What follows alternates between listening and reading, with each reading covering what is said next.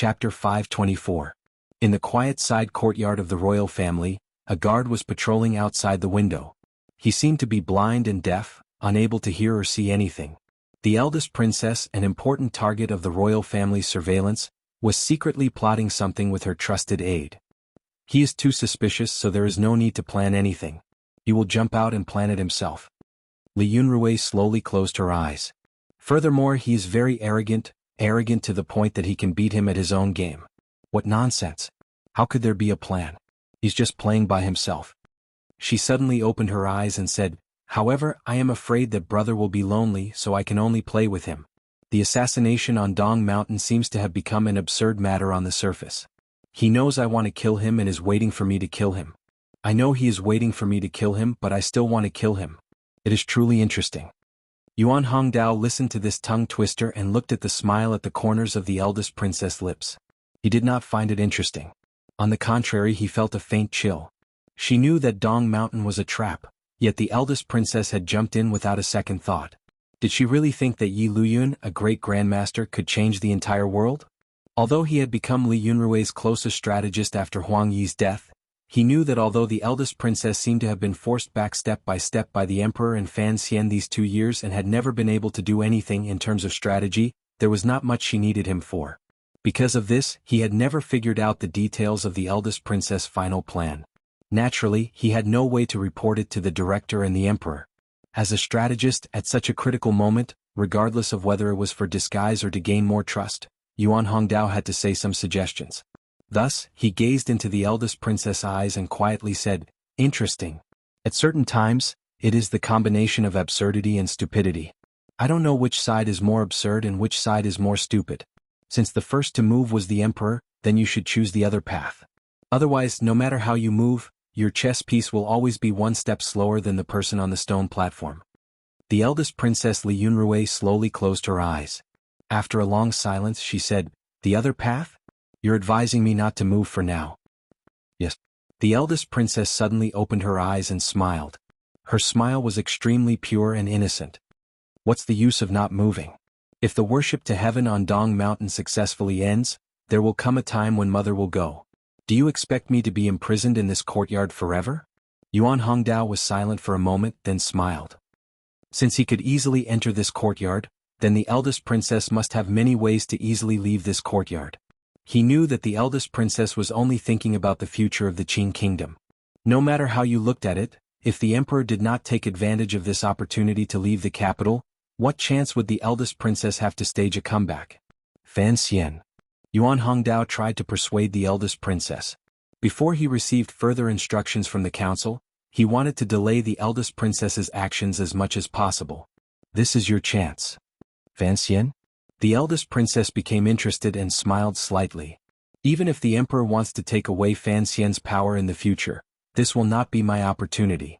It is not as simple as taking away power." Yuan Hongdao lowered his voice and said. Fan Xian's relationship with the north is too close. Once the emperor has pacified the internal conflicts in the court, he will certainly point his blade at northern Qi. What Fan Xian will do at this time is worth considering. Perhaps that will be your opportunity." "So I have to live?" The eldest princess smiled self-mockingly. "You have to live." She smiled lazily and did not comment. Her orchid-like finger tapped the teacup on the table. As Yuan Hongdao rose to pour her tea, she slowly lowered her face and thought quietly. Yuan Hongdao's thoughts were not wrong. However, he did not understand what kind of person the emperor was. In this world, only the eldest princess, Li Yunrui, knew best what kind of person her brother the emperor was. Only she knew that the emperor was giving her an opportunity. If she did not take advantage of this opportunity, there was no need to mention any future matters. The emperor had too many opportunities to kill her, but he did not. Naturally, he hoped to use her to draw out some people. The people of the Juanshan conference who had long been hidden in court, some strange old creature. She thought to herself that if she won, it wouldn't be a big deal. Even if she lost, it would be good if the emperor could achieve his goal. Thinking of this, a glimmer of a self-mocking smile once again appeared at the corners of her lips. "Brother Hong, what do you think is the final competition in killing?" The eldest princess looked at him with a slight smile. Yuan Hongdao thought for a bit and then said, "Time, opportunity, and the general trend." "Correct, but also wrong. The eldest princess slowly lowered her head and said. The eldest princess slowly lowered her head and said, "Actually, in the end, it's just a competition of the crudest, most boring and most direct things, to see whose saber is faster and who has more fighters. Fighting for the throne is actually not fundamentally different from fighting for territory between gangs on the Jianghu. The emperor is overly suspicious and thinks that he can scheme against the world, but he has forgotten one thing. Not all the knives are in his hands. Don't forget what I said before. Because of his suspicions he will, without a doubt, lose." The eldest princess' cold words set the tone for this entire matter. Yuan Hongdao smiled. He knew he could no longer convince the eldest princess, so he couldn't help but feel a bit anxious. However, he hid it well and said, "The crown prince and second prince are almost done contacting them. Once the news arrives they will begin to make arrangements. There shouldn't be any problems with the civil officials. Tragic news is always the best to strike at the civil officials' hearts. No matter what angle you look at it from, they have no reason to refuse." "What you say is very reasonable," the eldest princess said with a slight smile. The eldest princess smiled slightly and said, "The Overwatch Council cannot see the light. They are a powerful tool, but at times they can never become a decisive force. With only the support of the officials and the support of the palace, what use can Qin Pingping have?" She then smiled slightly and said, "I heard that Wan'er has been taking care of the concubine who is about to give birth. Make arrangements for this matter." On the peak of Dong Mountain, Fan Xian stood outside the door and looked at the person sitting on the prayer mat. The blind man was covered by a black cloth. His figure was not very large, but he always appeared calm. He opened his mouth but didn't say anything. The emperor laughed and turned to leave, leaving this place to the uncle and nephew. Fan Xian walked in and carefully closed the door. After confirming that no one was eavesdropping, he allowed a joyful expression to overflow on his face. He hugged the blind man and gently patted his back. Wu Zhu still had that cold expression. This coldness was different from Sir Yan Jr.'s. It was not an expression of self-protection. Rather, it was a feeling brought about by the absolute calmness of one's heart. When Fan Xian hugged him tightly and was about to go mad with joy, the corners of the blind man's mouth opened slightly behind Fan Xian's head and revealed a rare warm smile. Unfortunately, Fan Xian did not see it. Otherwise he would certainly do something strange. Wu Zhu was not someone who liked to be physically intimate with others. Fan Xian was also the same. However, meeting again after a long time, Fan Xian was unable to suppress the joy in his heart and embraced to his heart's content. The two of them sat separately on the prayer mats and looked at each other. They were silent for a long time and didn't speak. Fan Xian's expression became gentler and happier. He confirmed that the blind man's injuries were more or less healed. For a moment he didn't know what to say or where to start. Ever since they parted a year and a half ago, he had gone south to Jiangnan to fight the Ming family, been ambushed in the valley and killed people overnight in Jingdou. He had gone through countless dangerous situations. However, none of this was what Uncle Wu Zhu wanted to hear. These things were nothing to Wu Zhu. What was the Ming family? Wu Zhu did not care at all. As for the danger of being ambushed in the valley, Wu Zhu would only think that Fan Xian's performance was very poor.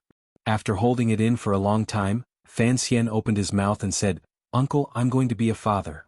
After hearing these words, Wu Zhu, whose expression did not change even under the pressure of Dong Mountain, fell into a rare silence. It was as if he was slowly digesting this news. Then he tilted his head slightly and said, "You're also going to have a child?" No one knew how much information was contained in this word. For Wu Zhu there were only two people in this world. Although there were tens of thousands of people, there were only two people to him. Nothing else existed. Only the matters of these two people were worthy of him remembering. 20 years ago the woman had a child. 20 years later the child the woman gave birth to was going to have a child. Although the two events were separated by 20 years, in his feeling, it was like two things had happened one after another. Thus there was the word also. Then a warm smile bloomed once again at the corners of his lips. Very seriously he said to Fan Xian, "Congratulations." Because of this smile and these two words, Fan Xian sank into boundless shock and joy. He could not understand how, after not seeing Uncle Wu Zhu for more than a year, he would say such a vulgar word and not hesitate to show his most human side in front of him. When was the last time he had seen Uncle Wu Zhu smile? Probably when he was still in that grocery store in Danzhou talking about his mother. For some reason Fan Xian's heart was warm. It was as if he felt that Wu Zhu was finally willing to smile for him, and not just because of Yi Qingmei. This was something worth remembering. Wu Zhu's smile immediately disappeared and returned to his usual appearance. Seriously, he said, when you're going to have a child, you have to say congratulations. This is what the lady taught me. I haven't forgotten, so don't be surprised. Fan Xian smiled bitterly and was speechless. He opened his mouth and said, this should be an emotion that comes from the heart. We don't need to remember it. Wu Zhu's face faced the mural in the temple and said, for me this is a very difficult thing. For you, you are celebrating too early. The thin and absolutely opaque black cloth was tied around his eyes, making the bridge of his nose appear particularly straight. What he said next was also very direct. The time is not right. The meaning of this sentence was too simple and too mysterious. A normal person would certainly not understand. But Fan Xian had lived with Wu Zhu since he was a child, so he easily understood the meaning contained in these 4 words. He laughed bitterly and nodded his head, acknowledging Uncle Wu Zhu's judgment. The emperor was worshipping heaven on Dong Mountain. If someone actually dared to rebel, then Dong Mountain would be the most dangerous place in the world. Correspondingly, Jingdo would be the second most dangerous place in the world. Fan Xian was far away by the seaside and had no way to worry about the situation in Jingdo. If the eldest princess and the princes truly had the courage to do such a thing, then what kind of methods would they use against Fan Xian, who appeared to be loyal to the emperor? Wan'er was the eldest princess' own daughter, so Fan Xian was not too worried. But what about Cece and the child about to be born in her stomach? Even if the emperor had gained a great advantage on Dong Mountain, once Jingdo fell into chaos, what kind of harm would the people in the Fan Manor, the people Fan Xian worried about, suffer? This was the root of Fan Xian's shock and worry after seeing the emperor in Danzhou. However, in front of the emperor, he could not express anything. Only after Wu Zhu directly spoke of the root of the problem did his expression reveal the true emotions in his heart. It was a heavy one. The director and father are in the capital. There shouldn't be any major problems. He seemed to want to convince Uncle Wu Zhu but also to comfort himself. The emperor has not allowed Qin Pingping and Fan Jian to control the army. This is a problem. Wu Zhu's words still did not have any inferences, only results. He lowered his head and coldly said, if you hurry back to Jingdo right now, perhaps you can still make it in time. Even if there were people in Jingdo rebelling, they still needed a reason. They had to find a scapegoat for the emperor's assassination. Thus, the time of the change in Jingdo had to be around 15 days after the Dong Mountain incident. If Fan Xian rushed back to Jingdo now, he should still make it in time. Wu Zhu said, it's useless for you to be here. Fan Xian thought for a moment and then suddenly said, my purpose seems to have been completed the moment I saw you. Ascending Dong Mountain and entering the old temple, the moment he saw Wu Zhu, Fan Xian understood why the emperor had ordered him to accompany him to worship heaven, why he had stopped him in Danzhou, and why he had brought him to Dong Mountain. Just as the emperor had said earlier, since this plan was targeted at Yi Luyun, he needed Wu Zhu's participation. Not only would Wu Zhu not leave Dong Mountain because of the emperor's plan, but even if he was on Dong Mountain, if he didn't want to attack Yi Luyun, he wouldn't attack. The emperor could order everyone under heaven, but he could not order Wu Zhu. Thus, the emperor needed Fan Xian's help to persuade Wu Zhu to participate in this matter. Presumably, you know why the emperor brought me to see you, Fan Xian said with his head lowered as he looked at Wu Zhu. You also know, Wu Zhu said. Fan Xian slowly raised his head. There was a complicated expression on his face. A moment later he said, I've been in the capital for 3.5 years. I've done many things. In reality, I know that these things were all done by someone using me. Now those people are using me to use you. It's fine with me because I have my own desires. But you have no desires in this world, so this is unfair to you. There is no such thing as fairness or unfairness in this world, Wu Zhu said calmly. What is important is whether or not this matter benefits you. Fan Xian noticed something strange. After being separated from Uncle Wu Zhu for more than a year, the blind uncle seemed to be much more talkative than before. His expression was much more varied. He smiled bitterly and shook his head. The emperor has thrown himself into this dangerous situation. If we don't help him and he is actually killed by Yi Luyun's sword, things will get serious. He is using his own life and the turmoil of the world to force us to help him. Even if we don't care about these two things, I have to care about the safety of those people in Jingdo. Fan Xian paused and then smiled bitterly. If Yi Luyun acts, the eldest princess and the second prince will certainly have reached an agreement in Jingdo. We can't let them succeed. Wu Zhu was silent for a moment and then said, Speak frankly. Fan Xian sat down in front of him and said sincerely, Uncle, please protect the emperor's life. As for Yi Luyun, don't worry about him. Wu Zhu nodded straightforwardly. Fan Xian let out a breath in his heart. The emperor could use him, but he didn't want to use Uncle Wuzhu. He only had a few family members in this world. He didn't want too many other things mixed in. Letting Uncle Wuzhu act did not mean that Fan Xian wasn't worried about his safety. The strange activity before the heaven worship would certainly be the greatest tremor in this land in 20 years. Even if Uncle Wuzhu had the cultivation of a great grandmaster, he might not be able to get away with it. However, Fan Xian was not very worried because this temple was on the precipice of a high mountain. Even if Uncle Wuzhu lost in the end, he could just jump into the ocean. With this trick, Yi Luyun and those big shots would not be able to catch up even if they whipped their horses. "I should go down the mountain right now," Fan Xian said with his head lowered. In the major event that was about to happen, he didn't have much right to speak. Furthermore, in the depths of his heart, he didn't want to follow the emperor in this crazy risk. He knew that the emperor probably wouldn't let him leave the mountain. Only by using this method of kidnapping hostages well could he move Uncle Wuzhu to work for him. If Yi Luyun's sword occasionally turned and pointed at Fan Xian, Wuzhu would have no choice but to act even if he didn't want to. If the other party makes a move, it will certainly be before the heaven worship is complete. In a moment, I will try to convince the emperor to let me leave the mountain. Fan Xian furrowed his brows. After this matter is over, please come find me as soon as possible. Speaking of this matter, he looked at Uncle Wuzhu's face and asked in a daze, "I don't know what is so special about the heaven worship ceremony or what symbolic meaning it has, but I am curious. Uncle, have you been recovering on Dong Mountain this year?"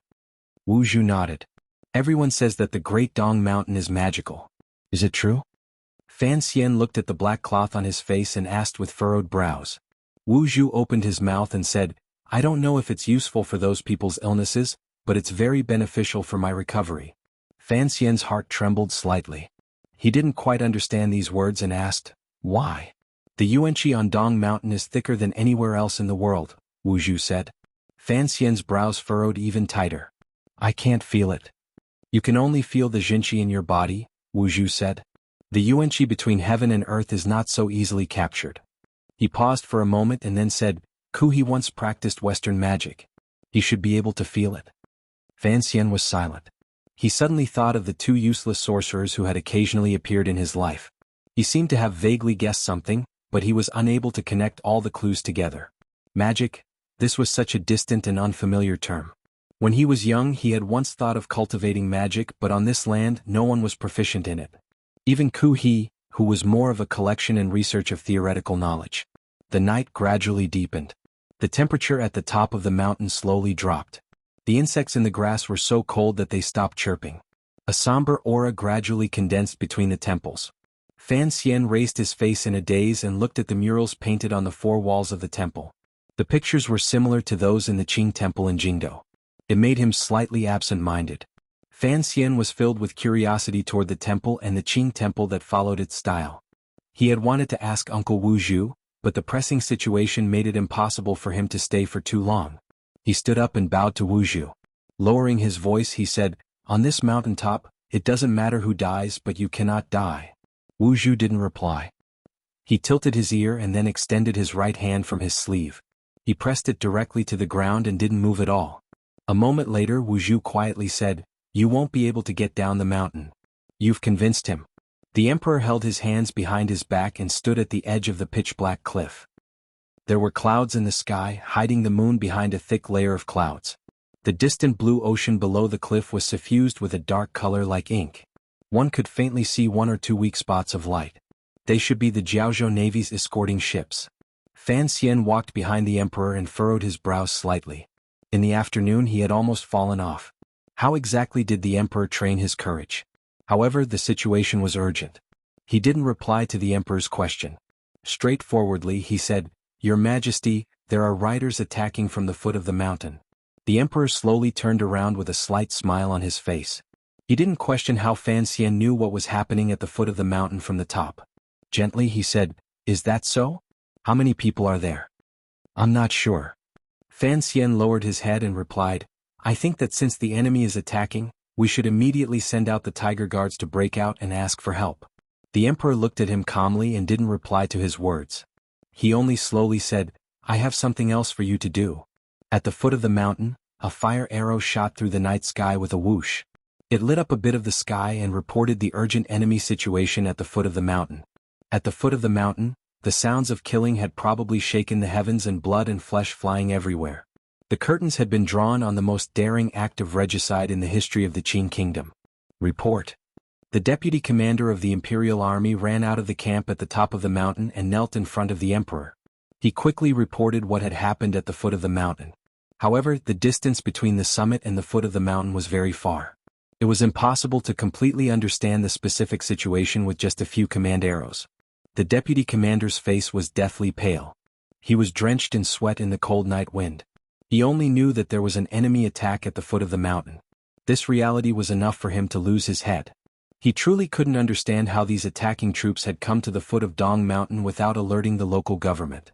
Under the cover of the night, they had launched a fierce and tragic attack on the 2,000 imperial soldiers at the foot of the mountain. There was no specific content. Fan Xian watched as the deputy commander's lips moved up and down. It was like he couldn't hear a single word in his ears. It was like an absurd and laughable soundless scene. It was indeed laughable. The ruler of a country was surrounded on Dong Mountain deep within the country.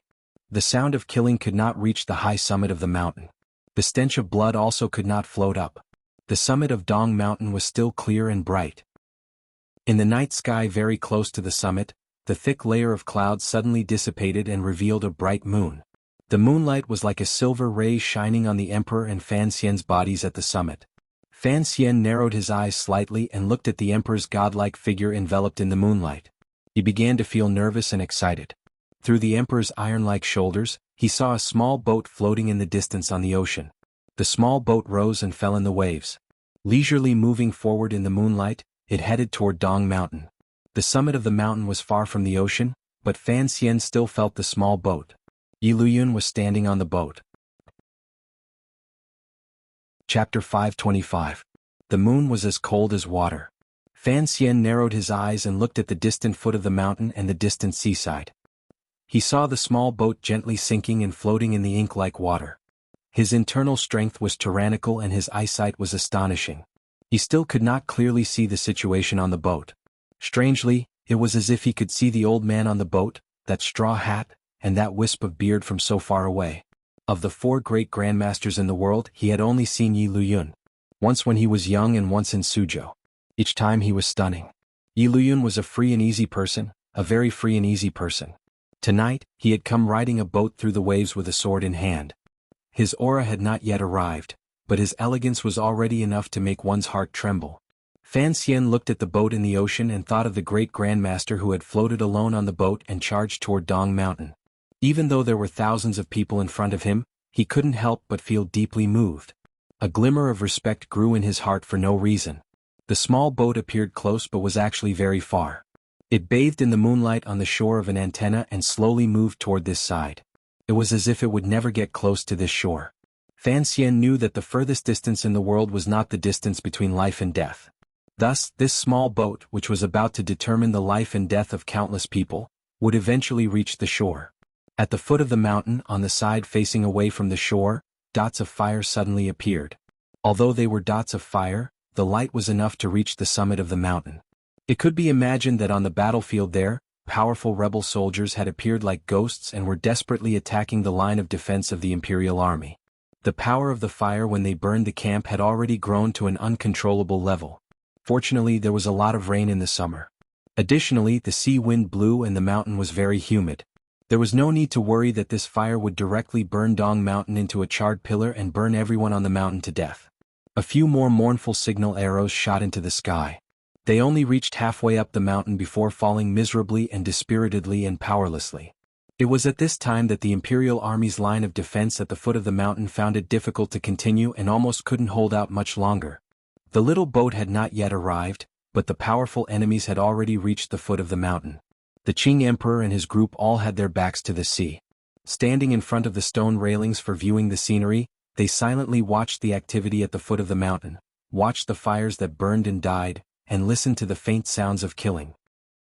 However, they were still too far away.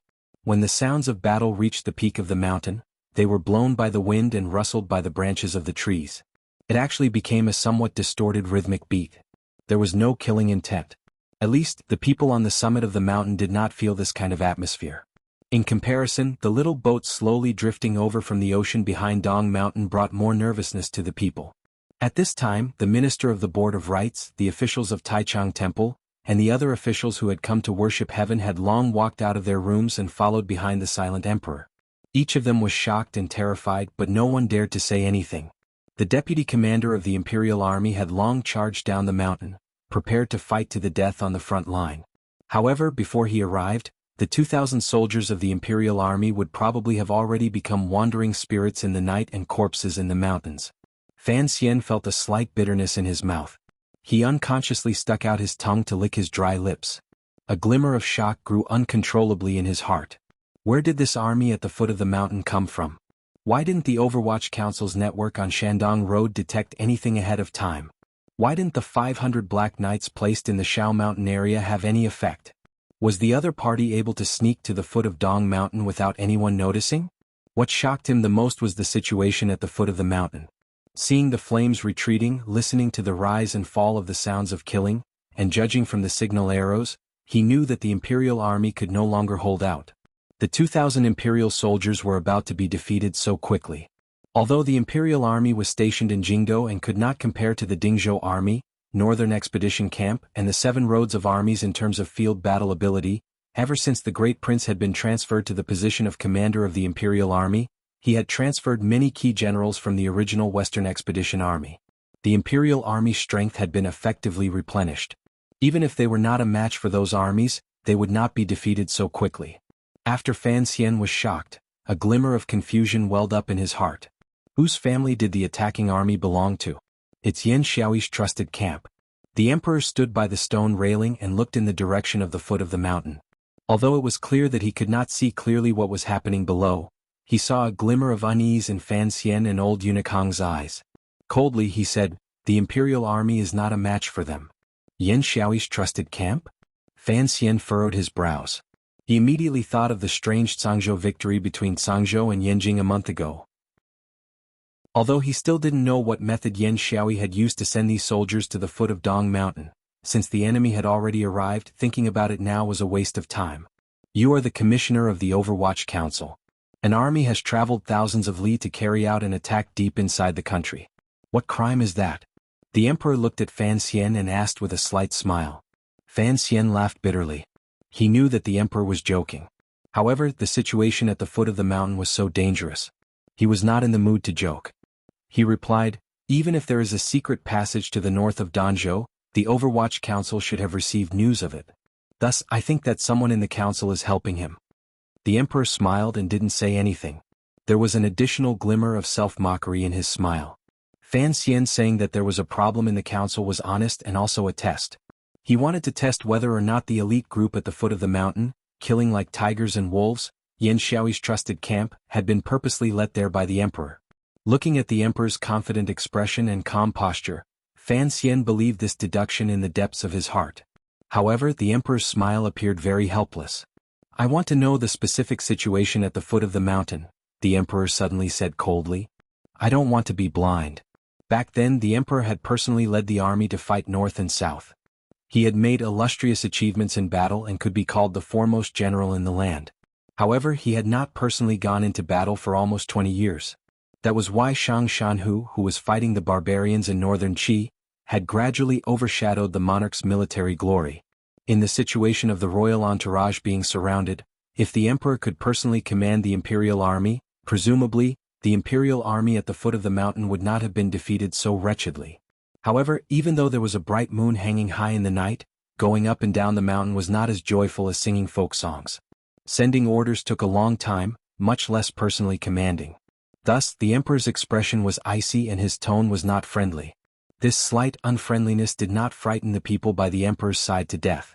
In such a situation, the emperor was sufficiently calm that he did not fly into a rage and chop off the heads of the officials by his side.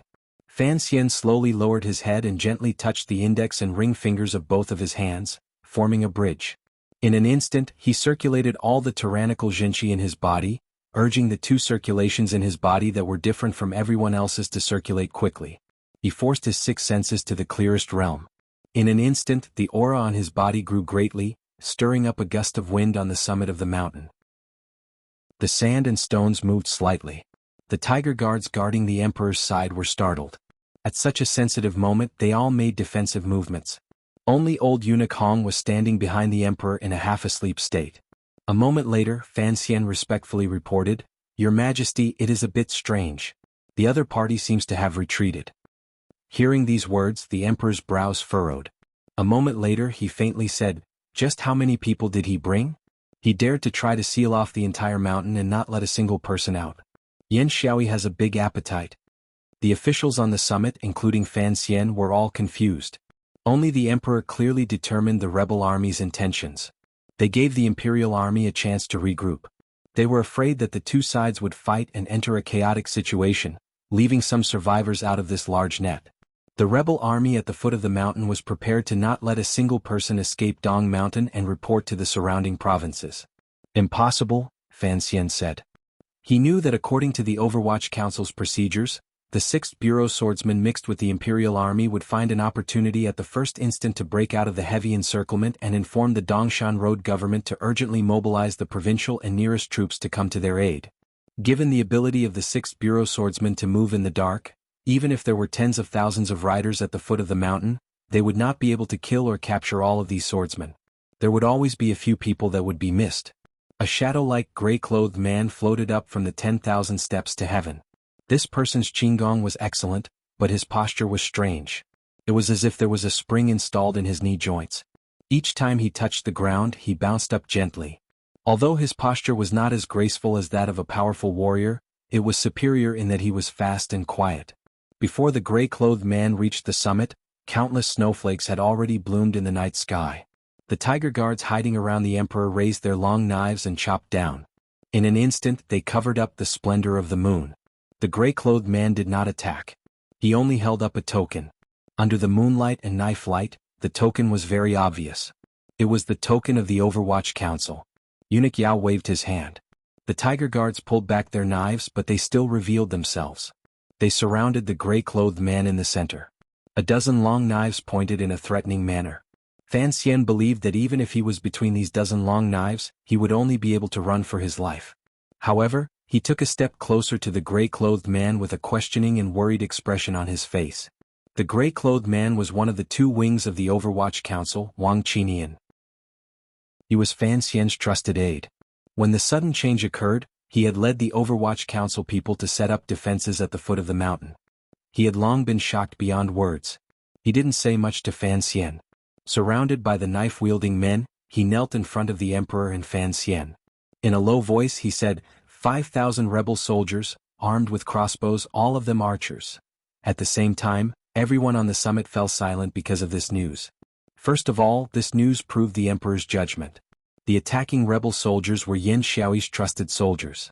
Only a god of archery like Yan Xiaoyi could train all of his trusted soldiers into 1 in 1,000 master archers. Although the distance of an arrow was not as far as a crossbow, it was faster than a crossbow.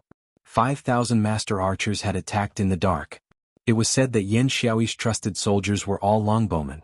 No wonder the Imperial Army and Overwatch Council people at the foot of the mountain had such difficulty resisting. The emperor looked at Wang Qinian kneeling in front of him and asked in a low voice, "How is the battle situation?" Wang Qinian's tone froze. He immediately replied, "When we were attacked, I went up the mountain.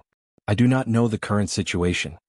The emperor huffed coldly but did not continue to express his dissatisfaction. It had not been long since the attack. The distance between the top and bottom of the mountain was very far. Other than the signal arrows, Wang Qinian was the first official to rush to the top of the mountain to report. Looking at his deathly pale face, one could tell that this short charge up the mountain had used up most of his spiritual and internal strength. 5,000 longbowmen? The emperor suddenly laughed coldly. They want to wipe out 2,000 imperial soldiers. Xiaoyi does not have such ambitions. I am truly curious who the master at the foot of the mountain is. The rebel soldiers had sealed the mountain and were not attacking. The situation was a bit strange. Fan Xian looked at Wang Qinian and straightforwardly asked, "Have we broken through?" The Overwatch Council acted according to protocol. If a superior asked a question, the subordinate knew what it was. Wang Qinian's expression changed slightly. He reported to Fan Xian, 17 members of the 6th Bureau, all dead. Fan Xian's expression did not change. Are you sure? Yes. Wang Qinian lowered his head and reported. I turned back halfway up the mountain. There were battles on the two quiet paths to the southwest and northwest. There were aces lying in ambush. Fan Xian's pupils constricted slightly. His heart ached for a moment. He forcefully pushed down the growing anger and sorrow. The 6th Bureau always walked in the dark. Among Yan Xiaoyi's trusted soldiers, where would there be such swordsmen who were used to assassinations? To be able to kill all of his subordinates in the darkness proved that the assassins were of a much higher level than the swordsmen of the 6th Bureau. He then glanced deeply at Wang Qinian. Wang Qinian did not nod or shake his head. He only moved his right hand, which was on the ground, slightly. Fan Xian sighed in his heart. He knew that 13th Wang was fairly well behaved and relaxed a little. Turning to look at the emperor, he didn't hesitate. Without hesitation, he calmly said, Your Majesty, Dongyi's people have also come. Hearing these words, the emperor did not react at all. It was as if he was waiting for something. A moment later, Eunuch Yao walked back from the stone steps and quietly said something by the emperor's ear. The emperor's expression gradually darkened. Only now did Fan Xian know that when the first warning arrow had risen, Eunuch Yao had already arranged for the tiger guards to begin breaking out of the encirclement and send a message. Now he had received a report confirming that the breakout had failed. The swordsmen of the 6th Bureau of the Overwatch Council and the valiant tiger guards had twice tried to break out of the encirclement but had both failed. Just how many aces had Dongyi lent to the eldest princess? Had the sword hut, which produced the most 9th-level aces in the world, all gathered at the foot of Dong Mountain? Had Sigujian come? The night wind rose again on the summit of the mountain. The little boat on the distant ocean was still both far and near. The sounds of killing at the foot of the mountain gradually died down. The moonlight shone on the mountain woods but could not brush away the darkness in the woods. No one knew how much hidden killing intent was waiting for the people on the summit of the mountain. The emperor suddenly thought of the scene of Fan Xian circulating his qi earlier and coldly asked, Your martial arts are getting better. Has the old illness from last year recurred? Fan Xian didn't understand why the emperor would suddenly ask such an irrelevant question at this time. He replied, It has not recurred. Very good. The emperor calmly gazed at the vast land under the moonlight.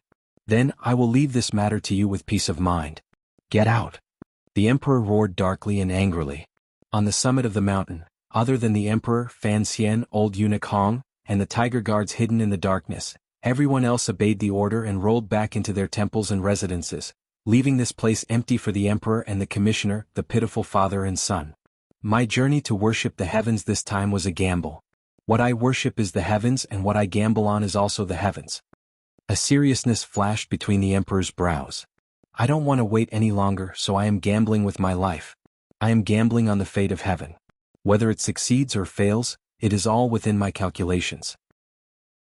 If it succeeds, the Qin court will no longer have internal worries. Within 3 years, the sword will point to the world and no one will dare to slow my steps. However, he did not say what would happen if he failed. Coldly, he said, Perhaps I have calculated wrongly. Tonight, I lured Uncle Luyun up the mountain. I had thought those two people would not interfere. After all, this is the Qin kingdom breaking its own pillars. If it had been in the past, they would have stood by and watched. Fan Xian stood silently to the side. He was certain that the 9th-level aces from Dongyi were participating in the rebel army at the foot of the mountain. As for whether or not Sigujian would come, no one could guess. Even if that idiot comes, so what? However, the emperor slowly closed his eyes and sighed. I must consider what comes after so you can go down the mountain. Fan Xian raised his head in surprise, not knowing how to respond. He had thought for a long time about how to convince the emperor to let him go down the mountain. He had not expected the emperor to bring up this idea himself. However, the paths down the mountain were all sealed.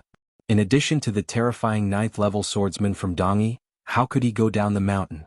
The emperor smiled mockingly and said, Do you think I will drag you by my side and force Lao Wu to act? Fan Xian smiled helplessly. The emperor took a deep breath. It was as if he wanted to suck in all of the moonlight on the summit of the mountain into his chest. A moment later, he said in a cold voice, Regardless of whether or not I succeed, Jingdo will certainly say I am dead. Thus, I want you to go down the mountain. I want you to go back. He looked calmly into Fan Xian's eyes and said, Of my 4 sons, 2 of them are worse than pigs and dogs. Go back to the capital on my behalf and teach them a lesson. Don't disappoint me. The emotions in Fan Xian's heart were complicated.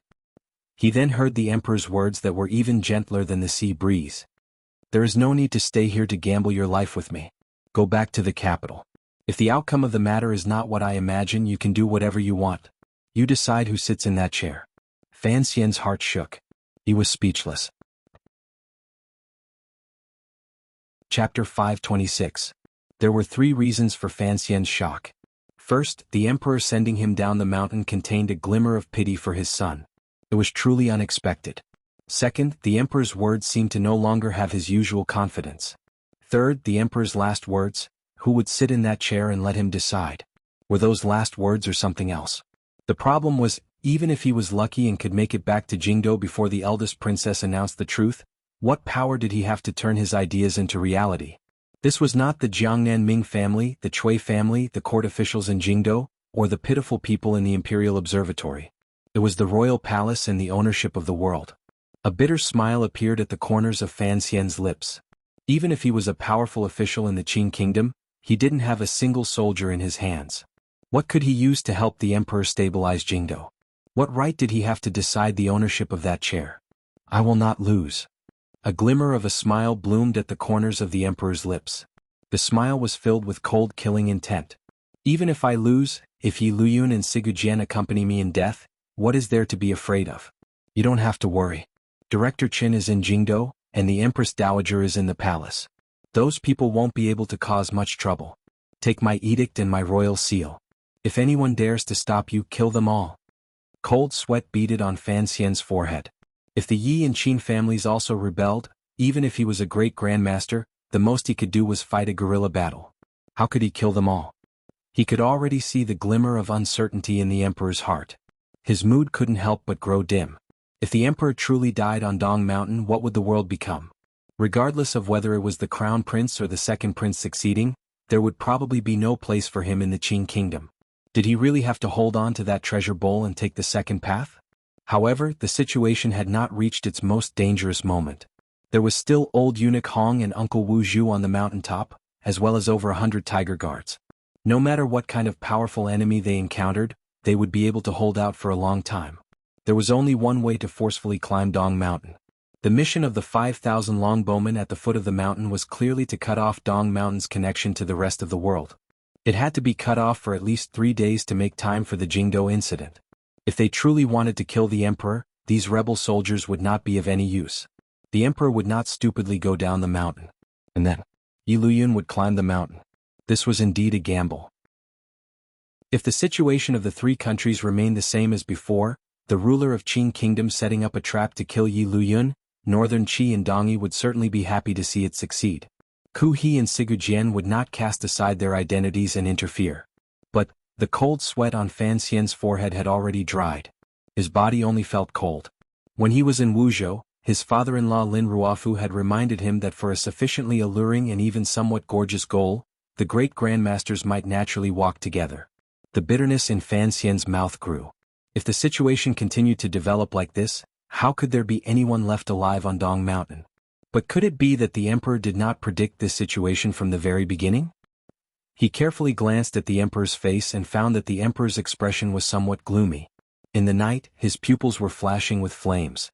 He didn't continue thinking about these questions. He quickly analyzed the situation in front of him in his mind. The outcome of the battle at Dong Mountain was unknown. If it reached a stalemate, there would be problems in Jingdo. He had to bring the news that the emperor was still alive to Jingdo and the Empress Dowager's side. Even if the emperor died and he returned to Jingdo, he had to let the Empress Dowager believe that the emperor was still alive. Otherwise, given the judgment of a political figure like the Empress Dowager, once she learned of the emperor's death, she would certainly choose to have the Qin family protect the crown prince's ascension to the throne and stabilize the Qin court. The emperor was her son. If someone wanted to harm the emperor, the Empress Dowager would certainly not allow it.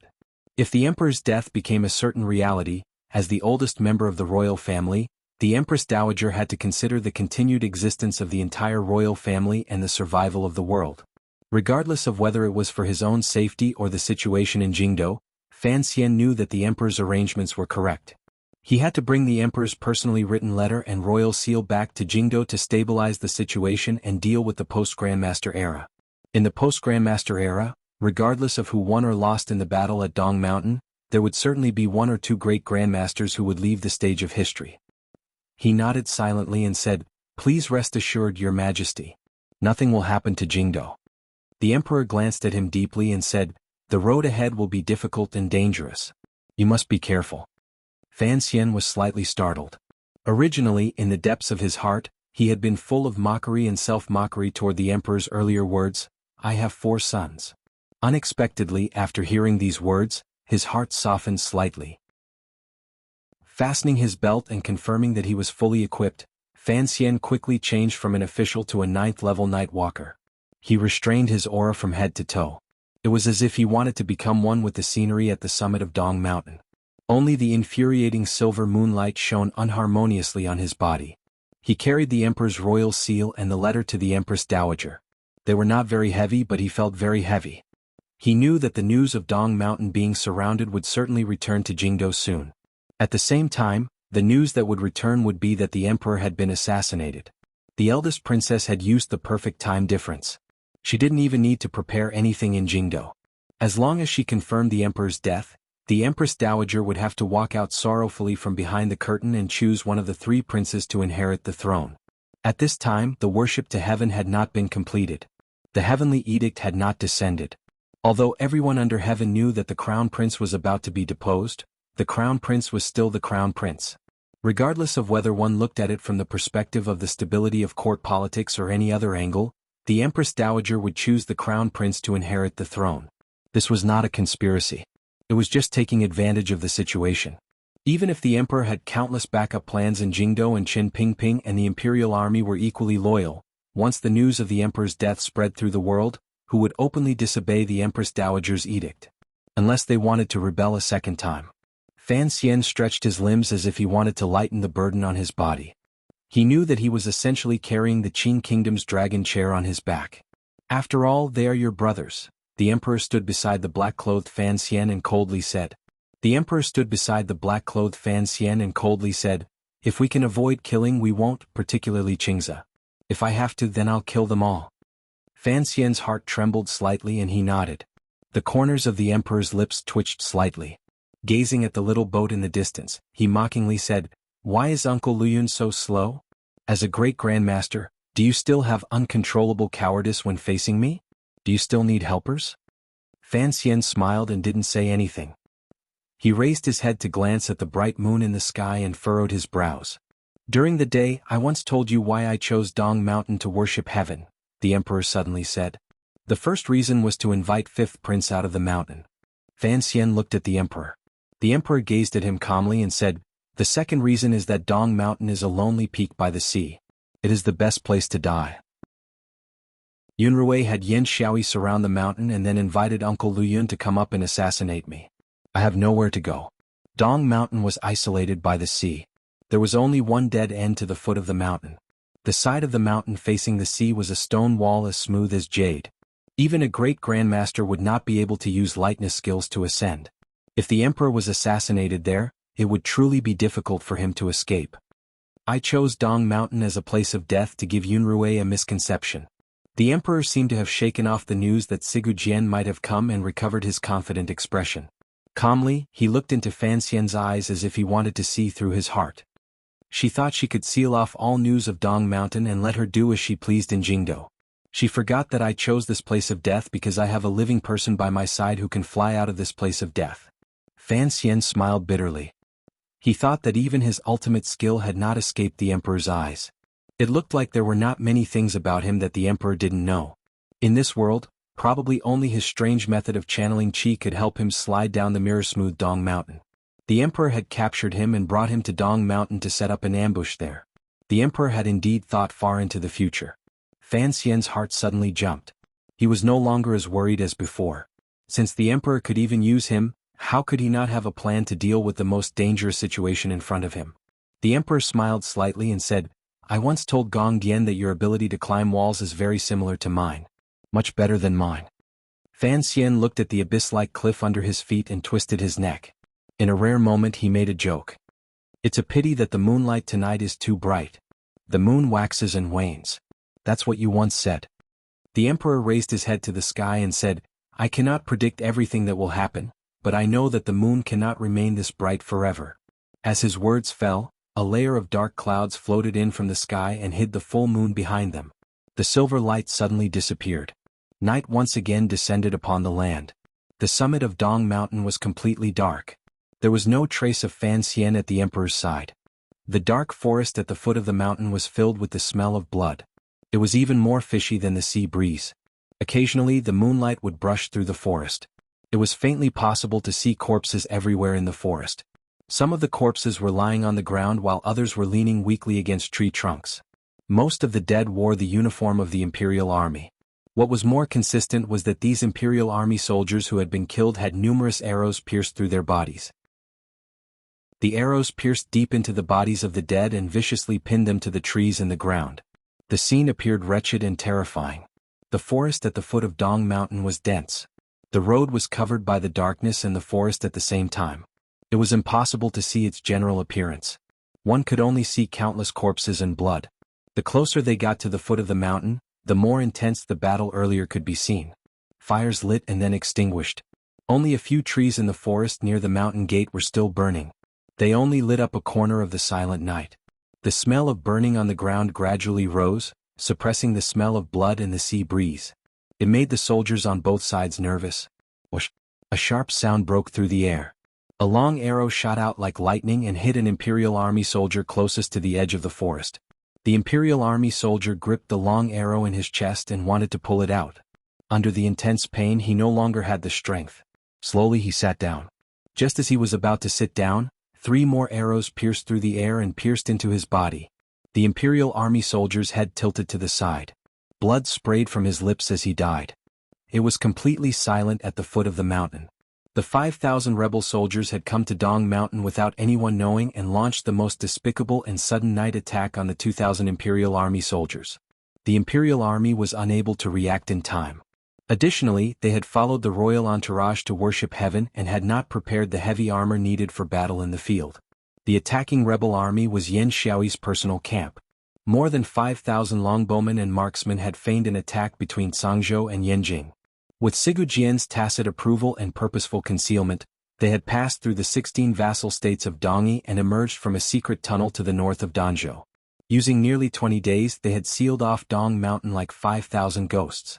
The scouts along Dong Mountain had all been killed by the aces of the rebel army.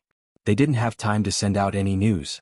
2,000 Imperial Army soldiers without heavy armor had been ambushed by 5,000 longbowmen. One could imagine the heavy price they had to pay. What made these Imperial Army soldiers most angry and pained was that the first wave of attack from the rebel army archers was actually fire arrows. In that instant, it was as if thousands of sky lanterns had been lit at the foot of Dong Mountain. They floated toward the Imperial Army camp. The moment the fire arrows landed on the ground, they ignited. The camp began to burn. The forest began to burn.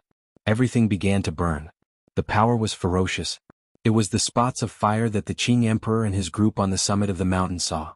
It was impossible for the Imperial Army to divert their attention to put out the fire. The burning fire and the suddenly bright night forest exposed all of their figures to the opposing archers. Although the Imperial Army was well trained and immediately found a suitable cover in the first instant, they still lost more than 200 lives in the rain of arrows that followed closely behind. What followed was a bloody and tedious counterattack, a surprise attack, failure, and annihilation. The ground was littered with bodies and the mountain was covered in fresh blood. In just a few rounds, the rebel army had defeated the Imperial Army and obtained an initial victory. They had sealed off the Imperial Army troops in an area half a li to the left of the mountain gate. The rebel army's attack suddenly stopped. There was only the occasional cold arrow that shot out and coldly killed the Imperial Army soldiers who had tried to break out of the encirclement to report. The occasional sound of an arrow made the suddenly deathly silent forest at the foot of the mountain even quieter. It was a deathly silence. Suddenly, a person covered in blood abruptly stood up from the pile of corpses.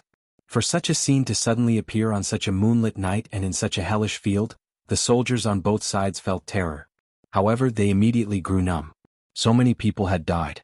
Who would be afraid of a corpse turning? The fingers of the archers Yan Xiaoyi had sent out trembled. 10 arrows shot out. The target of each arrow was not the same. They were aimed at a certain spot on the bloody man's body and enveloped his entire body. It was very mournful, making it impossible for the person to dodge. This was a military order. No one was allowed to break out of the encirclement. Thus, each time the attacking rebel army shot a person, they had to ensure that person died. Suddenly, someone walked out from the pile of corpses. The archers unconsciously released their arrows, thinking, "Are you still not dead?" However, no one expected that the bloody man did not care about the 10 soul-devouring arrows in front of him at all. He just casually picked up 2 corpses beside him and used them as shields. Poo pew pew pew. A series of muffled sounds rang out. More than 10 arrows shot at the bloody man at almost the same time. However, in the next moment, it was clear that they had only shot at the bloody man's dancing corpse. Countless amounts of blood sprayed out, dyeing the bloody man even more horrifying. The corpse was heavier than the shield, yet this bloody man was able to dance the corpse and block the extremely fast arrows. It had to be said that this person's arm strength was very shocking. His vision and realm were even more stunning. Someone in the rebel army camp seemed to have given the order, so there were no arrows fired at the same time. The bloody man slowly put down the corpse in his hand. He grimaced as if he was sorrowful, sympathetic, and emotional about something. Then he slowly walked in the direction of the mountain gate. Without the disturbance of the arrows, he walked very calmly. He walked to the foot of the mountain gate.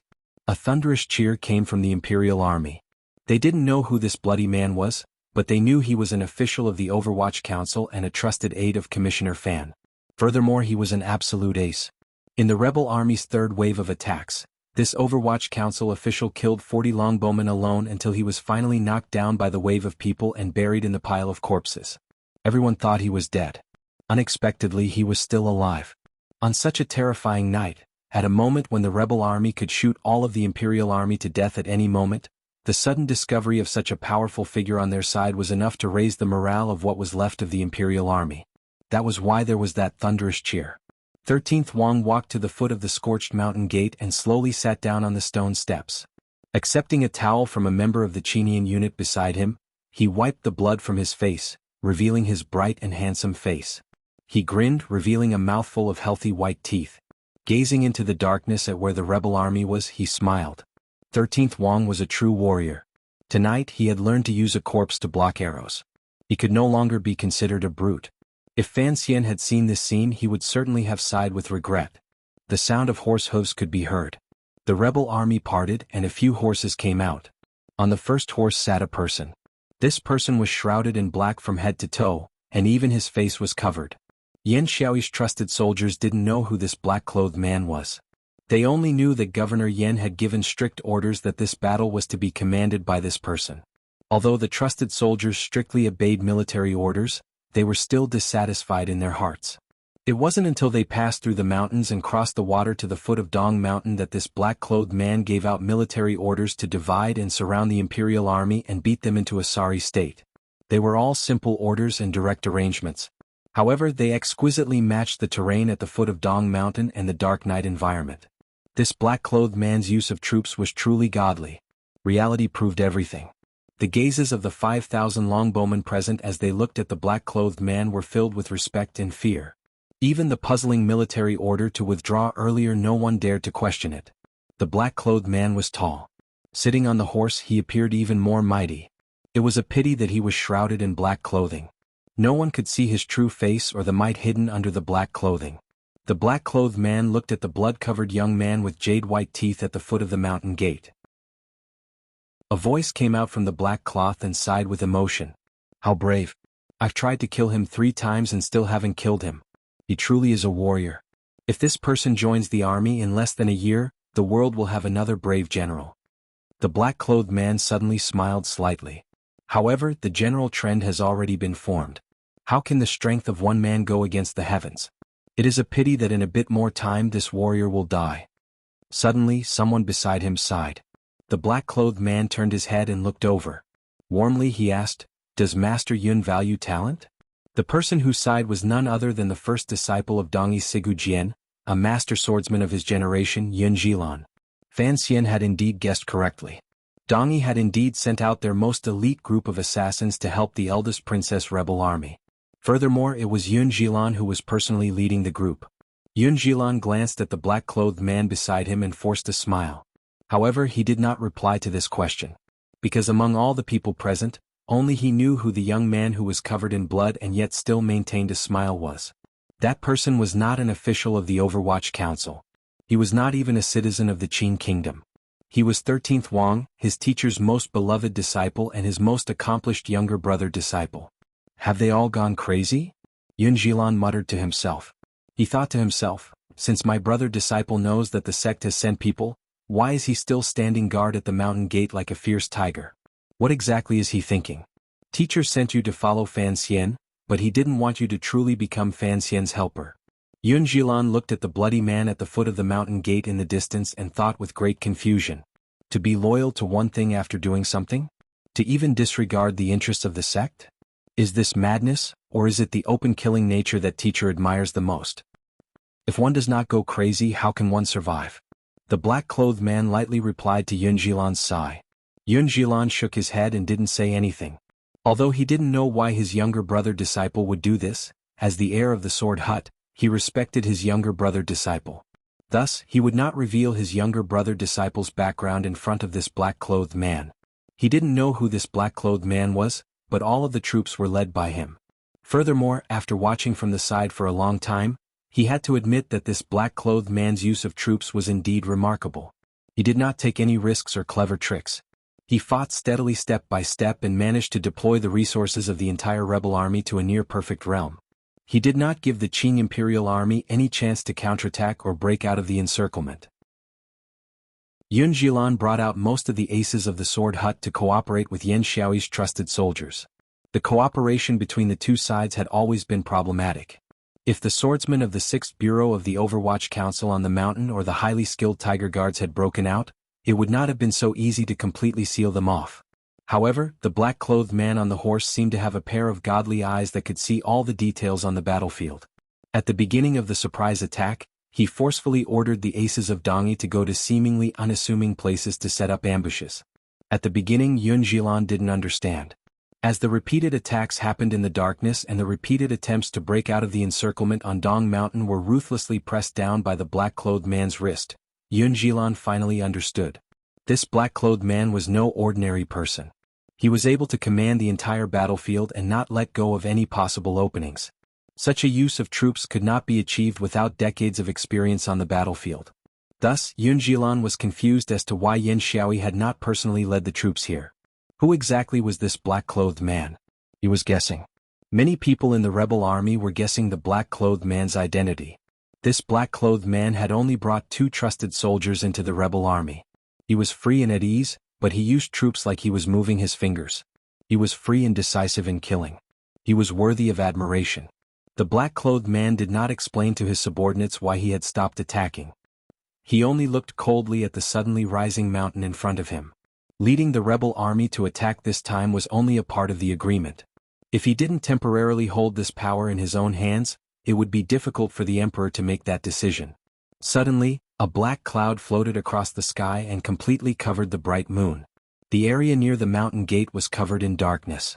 The black-clothed man sat motionless on the horse. Only the short weapons in the cloth bags held by his 2 trusted subordinates beside him flickered with a faint light. Fan Xian didn't know how long this cloud would cover the moon. He silently slid down the mountain. He didn't slow or speed up. Terrifyingly, he maintained a steady speed. During the day, the jade-like wall facing the sea of Dong Mountain gave off a faint and deep light in the night.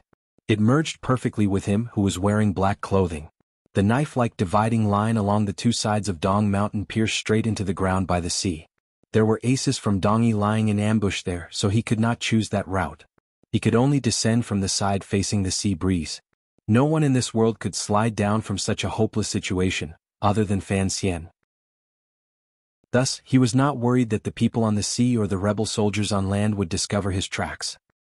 He was still incomparably nervous because he always felt a pair of eyes behind him piercing through the night and the whistling sea breeze and calmly watching him.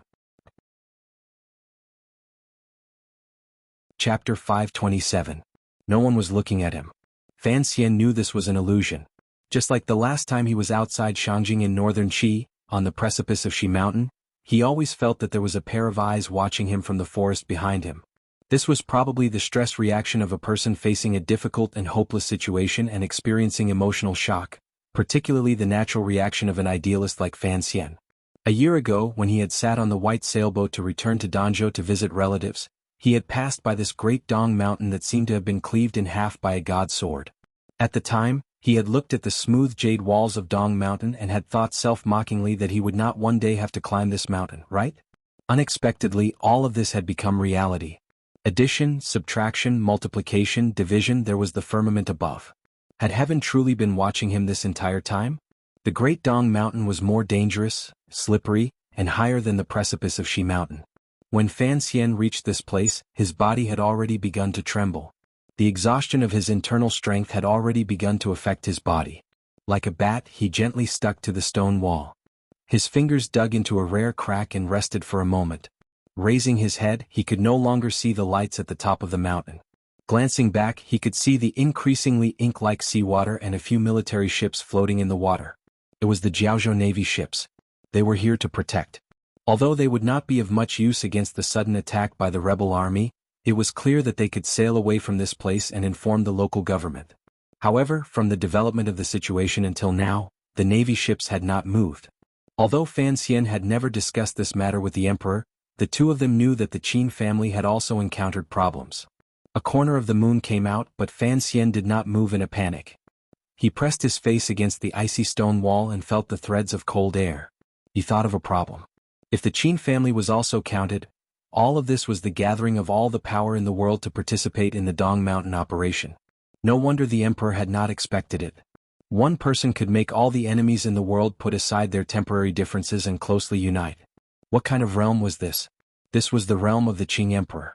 Although Northern Qi had not acted, it was clear that the eldest princess and Shang Shanhu had secretly made arrangements for Yan Xiaoyi's 5,000 trusted soldiers to come to the foot of Dong Mountain.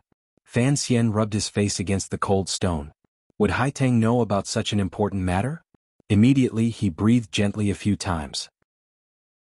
In reality, this dangerous situation, no matter how he looked at it, was created by Qin Pingping, the old cripple, using many years of time.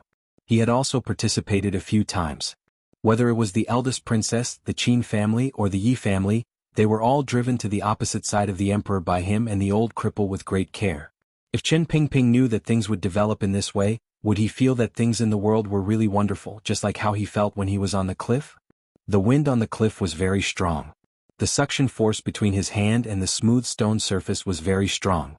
The tyrannical Jinqi in his body gently opened and closed along his thick meridians to prevent his internal energy from running out. The gentle and natural aura of Tianyi Dao was slowly repairing the instability in his meridians. He swallowed and used the faint moonlight to look at the perfectly straight lines of the rock above his head. He couldn't help but feel some lingering fear. If he couldn't stick to the stone wall and fell like this into the sea full of reefs and dangerous waves, he would probably be smashed to pieces. The wind on this cliff facing the sea was too strong. It poured in through his four limbs and was icy cold. He was not Wu Zhu. He didn't have the miraculous martial method to descend from the sky, so he stuck closer to the wall. How did the emperor know Uncle Wu Zhu was on Dong Mountain? A question that he had never had a chance to ask rose in Fan Xian's mind. It looked like the emperor probably had some secret connection to the temple. However, the great priest's strange death last year, these things were a bit hard to explain. The clouds once again covered the moon. Fan Xian began to move down the cliff again. He didn't know how long he had been sliding. He got closer and closer to the basin of ink-like seawater. He also became more and more cautious. He raised his martial power to its peak, ready to welcome unknown danger at any moment. The closer he was to the sea, the easier it was for the rebel soldiers on the Navy ships to discover him. The closer he was to the sea, the closer he was to the little boat on the sea. The rebel soldiers on the Navy ships might not be able to clearly see the little dot slowly crawling on the cliff in the darkness, but Yi Luyun might be able to discover him. His palms pressed tightly against the smooth cliff. Suddenly his pupils constricted. He felt a sharp killing intent behind him. Who could have such eyesight to discover him? Fan Xian had no time to think. Unconsciously, he forcefully severed the Jinqi flowing through his body. The connection between his palms and the stone wall suddenly lost its effectiveness. His entire body slid down. But a black and faint arrow struck where he had been hiding. The metal tip pierced deeply into the stone wall of Dong Mountain and sent out dozens of pieces of rock. If Fan Xian's reaction had been slightly slower, he would have been nailed to the stone wall by this arrow. And at this moment he was still in danger. His entire body smoothly swept down the stone wall at high speed.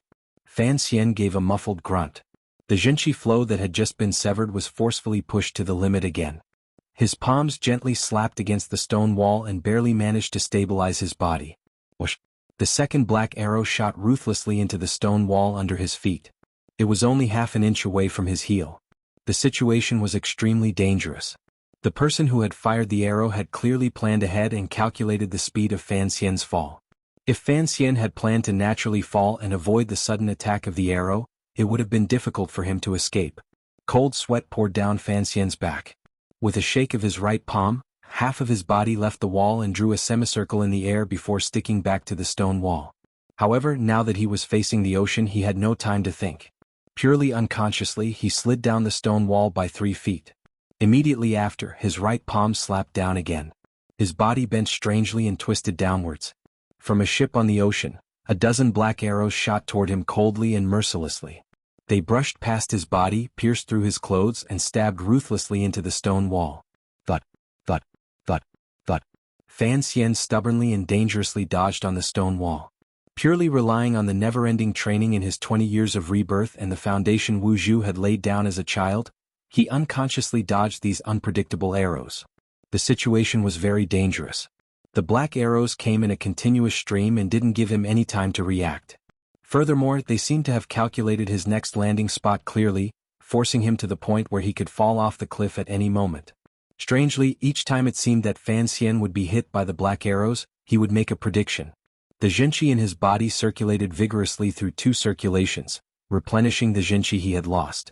It allowed him to barely ensure that one of his 2 palms would always stay on the stone wall. Each time it looked like he was about to fall, the palm stuck to the stone wall would pull him, twisting his body as he bounced up and down. It was as if he would never be able to escape the pull of the stone wall. He was like a wooden puppet made of black material. His 4 limbs were pulled by the mysterious power in the stone wall of Dong Mountain as he performed a stiff and comical dance on the cliff. The black arrows that followed closely behind his body valiantly brushed past his body and shot into the stone wall. They formed a few messy lines on the stone wall. The front of the lines chased after him with a strong murderous aura. At any moment they could pin this wooden puppet to death and shoot through his heart.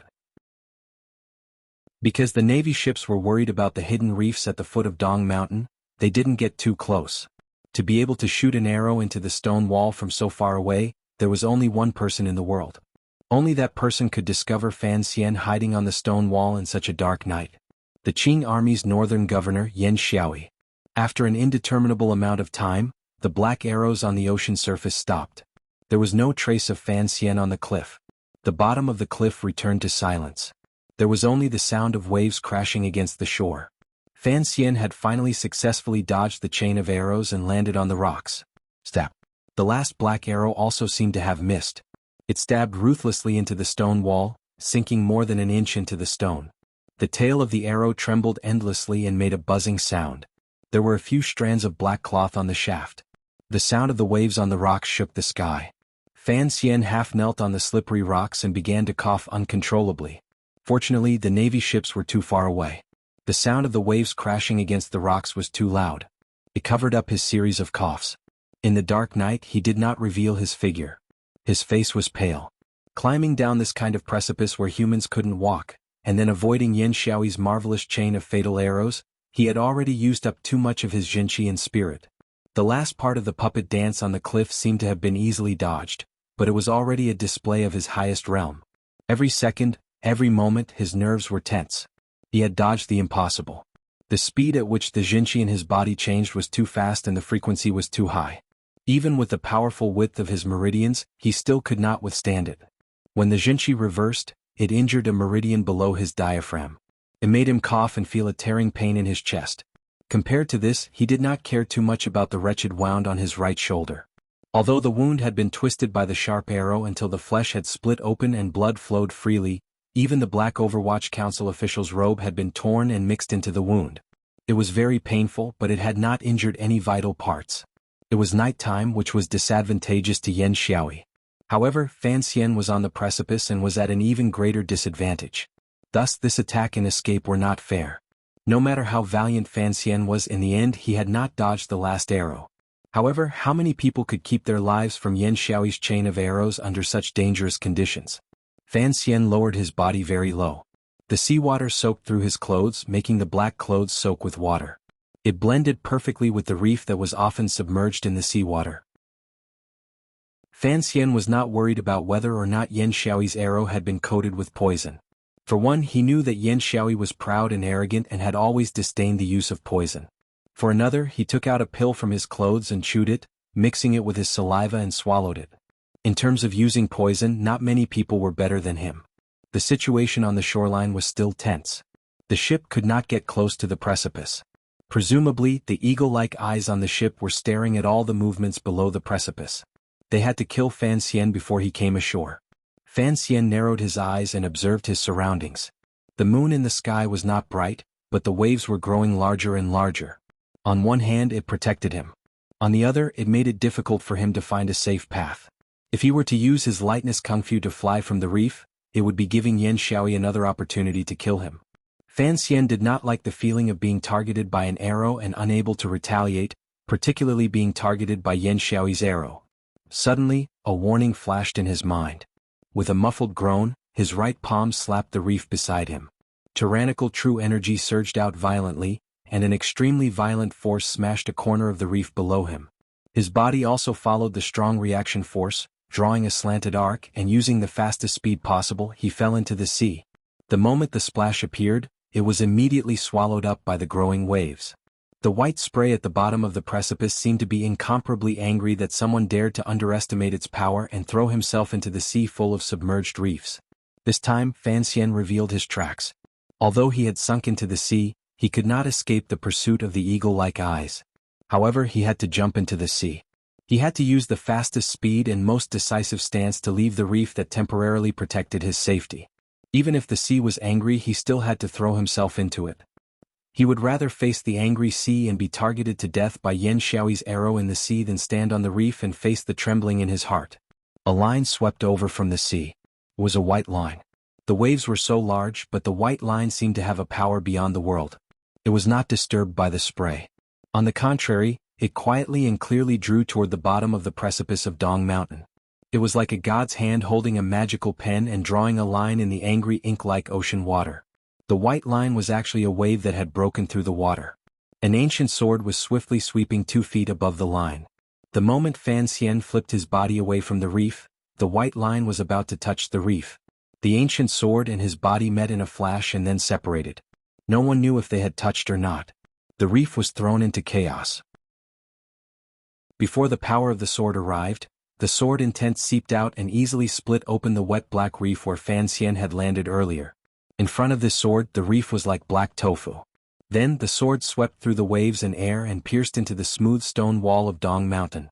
The stone wall was very hard, but the body of the sword had completely pierced in. Only the hilt was left like a small dot. Chapter 528. There was seawater in all directions. It was as heavy as a giant rock pressing down on him. The ink-like seawater poured into his mouth, nose and ears, making it impossible for him to breathe. His body swayed endlessly with the undercurrent. He looked like a fish that had been knocked unconscious. At any moment he could be swept up by the undercurrent and smashed into the submerged reef. Suddenly Fan Xian opened his eyes. His pupils were calm. His cheeks gradually puffed up. Using the pressure of the qi in his body and the pressure of the seawater outside, he barely managed to achieve a balance. His right hand stretched out and created a line in the seawater. Suddenly, he grabbed the corner of a reef at the bottom of the sea and stabilized his body at the bottom of the sea.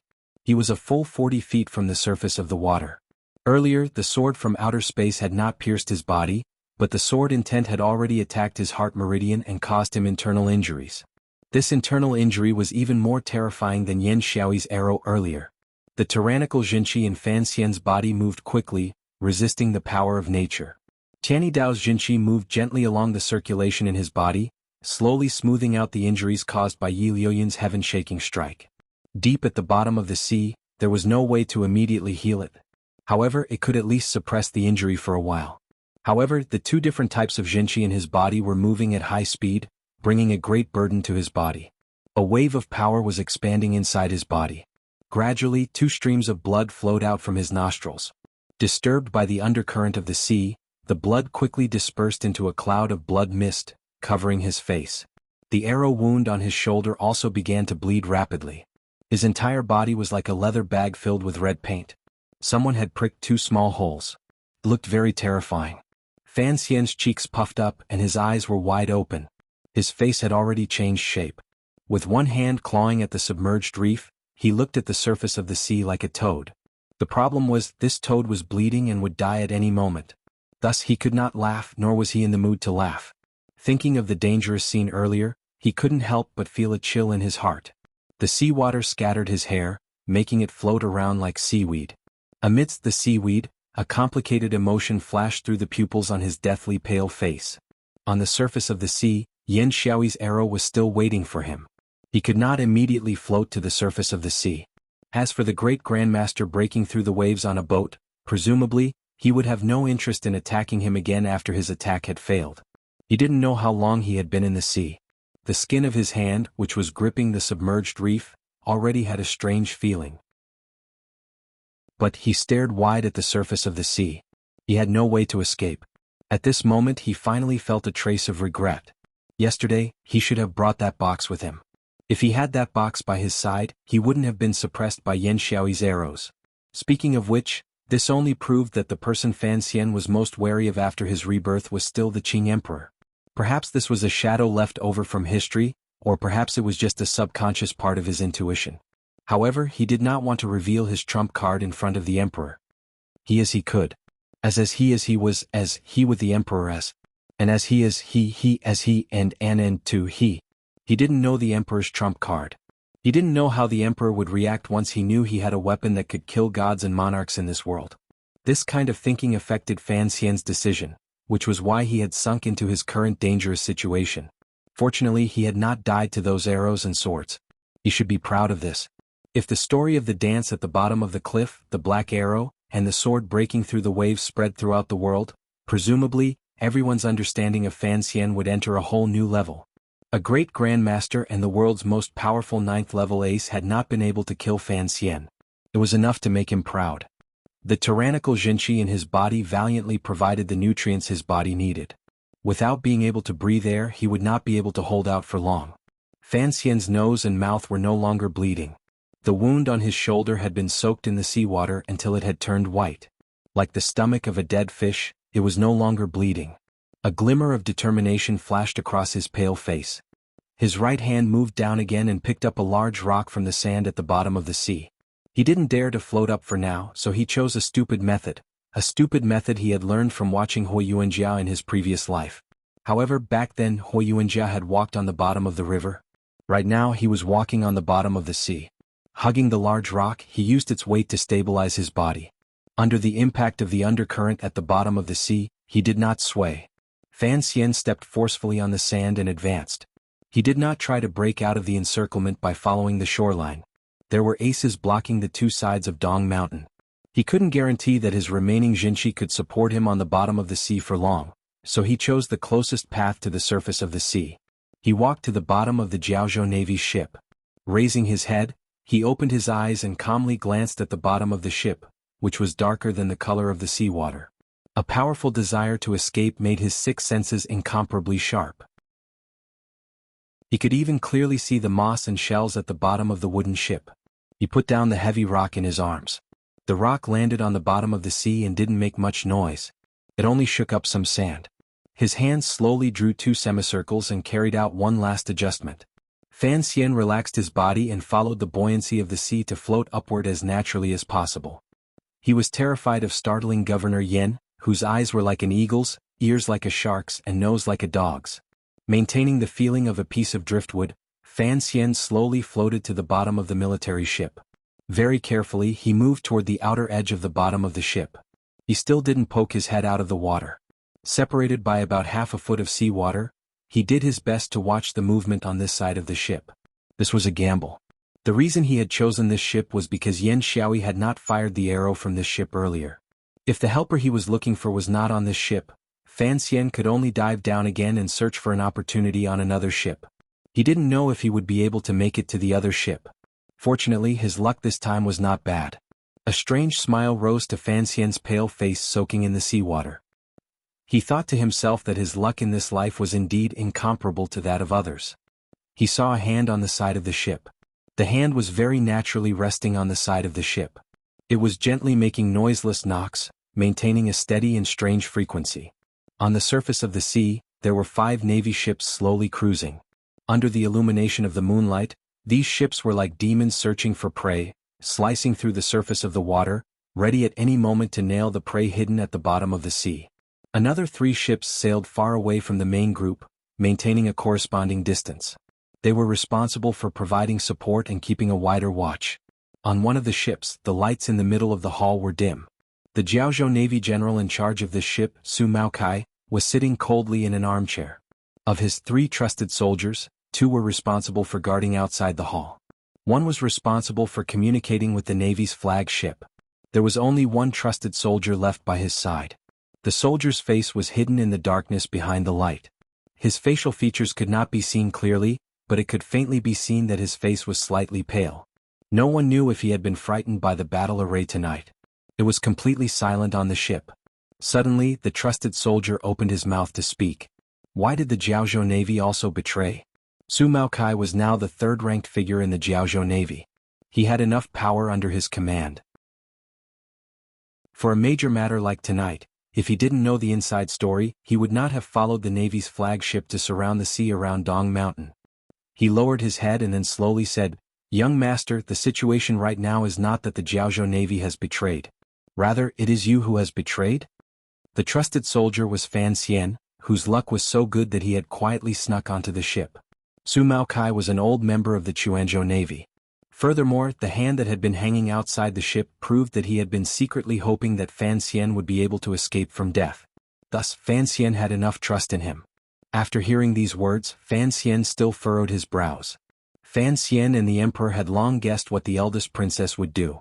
For such a major matter as the Dong Mountain attack, they could at most control the news for a few days. In the end, the emperor would be assassinated and the crown prince would succeed. The matter of the emperor being assassinated needed someone to take the blame. That person had to have enough power to kill the emperor and have the motive to do so. Only then would they be able to convince the Empress Dowager in the palace and the officials in court. Even if it wasn't to convince, they had to give those people a psychological explanation. It was clear that among the group of people heading to Dong Mountain to worship heaven, the only person who had the power to kill the emperor was the commissioner of the Overwatch Council, Fan Xian, who held 500 Black Knights and had a few unknown aces in secret. As for the motive to assassinate the emperor, presumably, given the eldest princess intelligence, she would circle around the matter of the old Yi family that the Empress Dowager was most wary of. You didn't respond. I trust that you also didn't send a message to Wu Gufei. You also didn't send a message to Ho Jichang. Fan Xian stood behind Su Maokai and stared coldly at the side of his face. In order to prevent someone from suddenly entering the room, he had only slightly bandaged his wound at the back of the ship and disguised himself as Su Maokai's trusted soldier, standing behind him the entire time. I had you stay with the Jiaozhou Navy for this day. Fan Xian's tone was calm, but there was a glimmer of anger in it. In the end, you didn't do anything. The Overwatch Council assassinating the emperor may have convinced some of the generals in the navy, but how could you believe it? Furthermore, why was Yan Xiaoyi on the navy ship? Did these navy generals not have questions in their hearts? Why would they believe in your loyalty and have you come to Dong Mountain? Su Maokai lowered his head and thought for a moment. He then said, as for the matter of assassinating the emperor, there should be some people who would believe it. After all, the Overwatch Council's reputation is not good. Furthermore, we received news yesterday that 500 Black Knights had traveled overnight from the Jiangbei camp to Shao Mountain. There was suddenly no news of them in the East Shandong Road area. Thus, it makes sense to say that these 500 Black Knights had come to assassinate the emperor. Fan Xian's heart trembled slightly. He had moved the 500 Black Knights here. However, they hadn't gotten close to the area of Dong Mountain.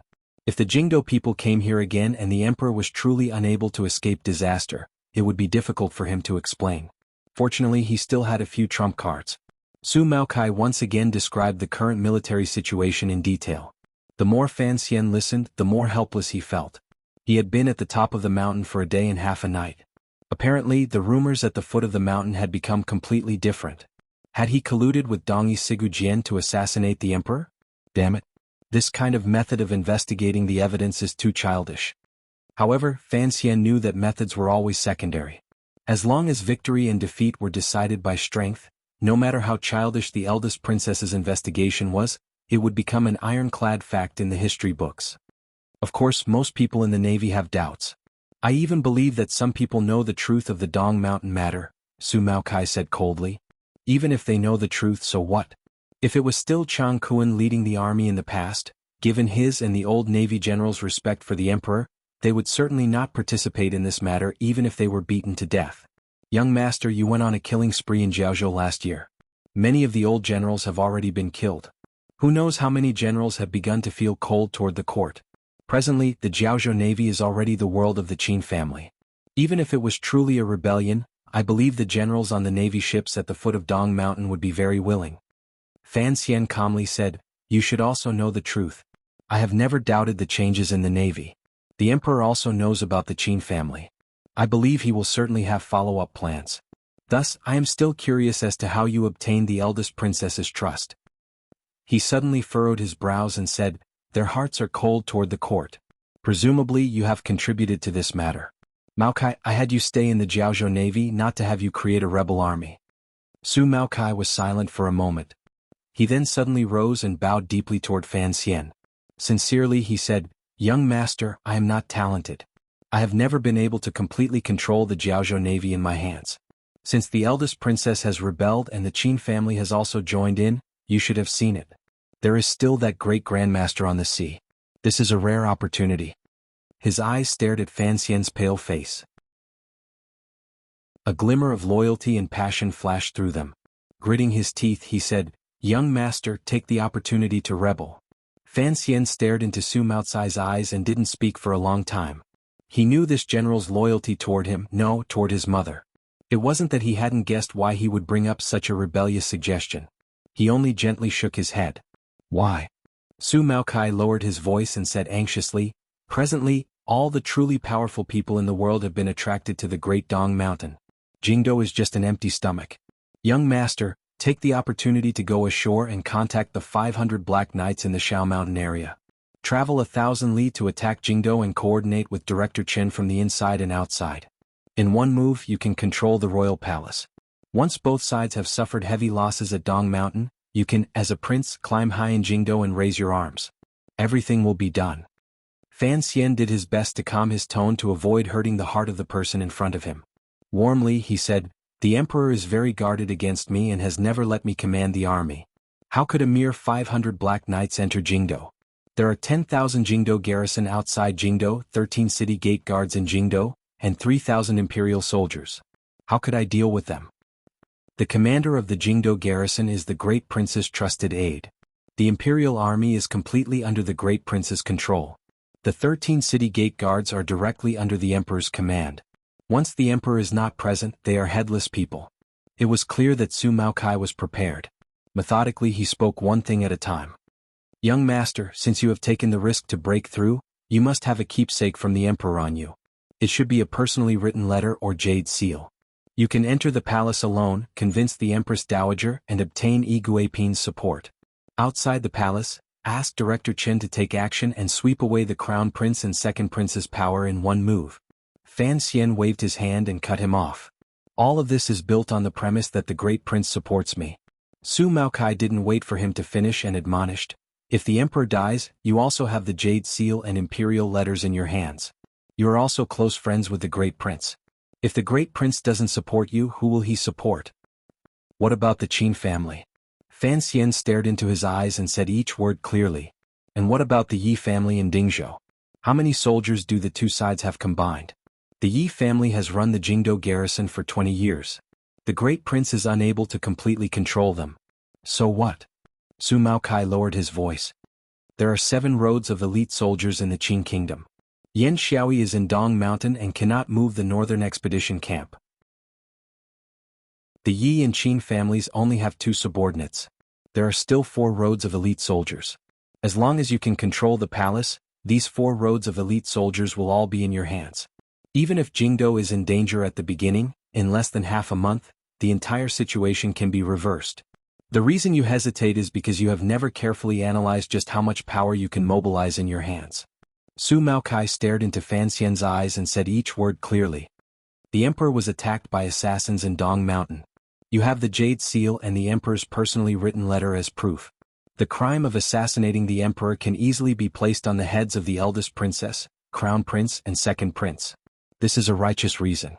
In less than half a month, this righteous reason will receive the approval of the 4 roads of elite soldiers. Although you have no one in court, Prime Minister Lin has probably left a number of people for you. As for the beginning of the major event, the situation in Jingdo will be turbulent. However, Director Qin is the best at this kind of thing. Also, don't forget Minister Fan. He will certainly support you. Fan Xian was silent for a long time. He admitted that for the sake of the rebellion, Su Maokai had secretly put in a lot of effort and schemed for him for a long time. If the situation continued to develop like this, if he could leave the sea, escape Yan Xiaoyi's pursuit and return to Jingdo, perhaps the power of the Qing kingdom would truly be incomparably close to his hands. Was this kind of temptation great? Fan Xian didn't know because his state of mind was clear. He had not thought in that direction at all. Chapter 529. The sea wind whistled past the ship. The waves pushed the ship up and down. Although the lampstand attached to the wall of the ship would not fall to the ground, the flames in the lantern were sometimes large and sometimes small. The light made the expressions of the 2 people in the cabin uncertain. There was the faint sound of a message outside. A soldier knocked on the door and entered to report something to Su Maokai. He then hurriedly left the cabin. Tonight, the people within a radius of 20 li around Dong Mountain had sunk into a tense and fearful atmosphere. Regardless of whether they knew the truth or not, they were all terrified and uneasy. We need to expand the search area, Su Maokai said in a low voice. His expression was complicated. Fan Xian's words earlier had directly overturned all of his thoughts. If the Emperor had not died. Su Maokai did not believe Fan Xian's deduction. Although he didn't know the eldest princess's entire plan, looking at the situation at hand, how could the Emperor have survived from the summit of Dong Mountain? As he was thinking, Fan Xian stood to the side and watched him quietly. It was clear that Su Maokai had played an important role in the Jiaozhou Navy's rebellion. Otherwise, the eldest princess's side would not have been at ease in allowing him to bring a ship here. Fan Xian knew that Su Maokai had never had any loyalty to the Qing court. He only had hatred and a desire for revenge. This so-called rebellion was something that happened naturally. However, the person he wanted to help in his rebellion was Fan Xian himself. That was why Su Maokai had not followed Fan Xian's plan and immediately made contact with the Jiaozhou Zhizhou Wu Gufei or Ho Jichang. He had not sent the news of the Jiaozhou Navy's strange movements to the Overwatch Council, thus creating the difficult situation of Dong Mountain being surrounded. This was a chess piece Fan Xian had buried deeply in the Jiaozhou Navy. Because the chess piece had its own thoughts, it had lost its original use. Fan Xian could not get angry. Even his anger was faint because he knew this person's heart. Su Maokai saw that he was unable to convince Fan Xian. The expression on his face dimmed. A moment later he said, "My original plan was to, at the last moment, move my subordinates to launch a counterattack on the sea, disrupt the Navy's encirclement, forcefully go ashore, and receive you down the mountain before heading to Jingdo." Fan Xian's heart trembled. Given the few ships in Su Maocai's hands and the strength of over 1,000 soldiers, he wanted to go ashore to receive him down the mountain. Presumably, he had the determination and courage to die. Who would have thought that you would actually be able to? Su Maokai shook his head and sighed. A glimmer of respect rose uncontrollably in his eyes. In the eyes of these people, a person who could escape from the precipice of Dong Mountain, which was as smooth as jade, seemed to have already left the realm of mortals. Su Maokai continued, "Your guess is correct. This time, the Jiaozhou Navy has joined the eldest princess plan. One reason is because of the Qin family, but the more important reason is because of my participation. If I let you meet with danger on the mountain, then I would not be able to make up for it even if I died 10,000 times. Fortunately, because of this, Governor Yan trusts me very much. Presumably, he won't be able to find this ship. You can rest assured and stay here." Fan Xian coughed and shook his head. "I have to get back to Jingdo." After boarding the ship, the first thing he did was ask Su Maokai about the situation of the blockade on land and sea. He knew that the blockade tonight had gathered countless powerful people. In addition, there were terrifying 9th-level assassins from Dongi. If he wanted to break through the blockade on land, it would be very difficult. "Can you have the ship go 3 li north?"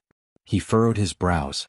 "Beyond 3 li, those people won't be able to control a wider area. We should be able to find an opportunity. There are too many eyes watching. I have to wait." Su Maokai glanced at him worriedly and sighed. In his opinion, returning to the capital was not the most important thing right now. Finding a way to contact the Black Knights and then get in touch with the people in Jingdo to sit on the mountain and watch the tigers fight was the wisest choice. How could Fan Xian not know that if he wanted to obtain the greatest benefit, it would be the best move if he could escape back to Jiangnan, notify Xueqin, and then return to the capital from Wuzhou to wait for backup? However, this kind of decision was, without question, not something a normal person could make. There were too many people in Jingdo that he needed to care about. The survival of the Qin kingdom and whether or not war would break out. As Fan Xian's position, he had to keep these things in mind. I can't wait too long, Fan Xian said straightforwardly in a low voice. Fan Xian lowered his voice and spoke straightforwardly. The flame in the lamp rose and fell with the waves outside the cabin. It added a glimmer of worry to his face that was rarely seen. He could leave behind the Great Dong Mountain because Uncle Wu Zhu, whom he was most worried about, was in the absolute environment of the Great Dong Mountain. Compared to Yi Luyun, Sigu Jian, and even old eunuch Hong, he had an absolute advantage. No one could keep him. However, Jingdo urgently needed him to return. They needed the jade seal in his pocket and the emperor's personally written letter to the Empress Dowager. Outside Danzhou, were you on the ship? Fan Xian asked in a low voice as he stood behind Su Maokai, still wearing his bodyguard uniform. Yes. Receiving a definite answer, Fan Xian immediately asked, when did Yan Xiaoyi get on the ship? I'm not sure, Su Maokai replied. It should have been on the way from Danzhou to Dong Mountain. Fan Xian furrowed his brows. It looked like the eldest princess's alliance had received mutual approval. There weren't many cracks within that could be used. In Danzhou, you should have seen a white sailboat. Su Maokai tilted his head in confusion and said, that was your ship. Of course I noticed it.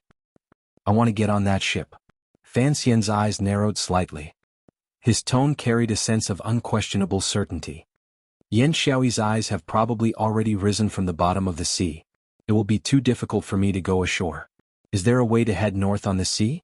Su Maokai furrowed his brows and said, then it would be better to take the ship directly to Danzhou.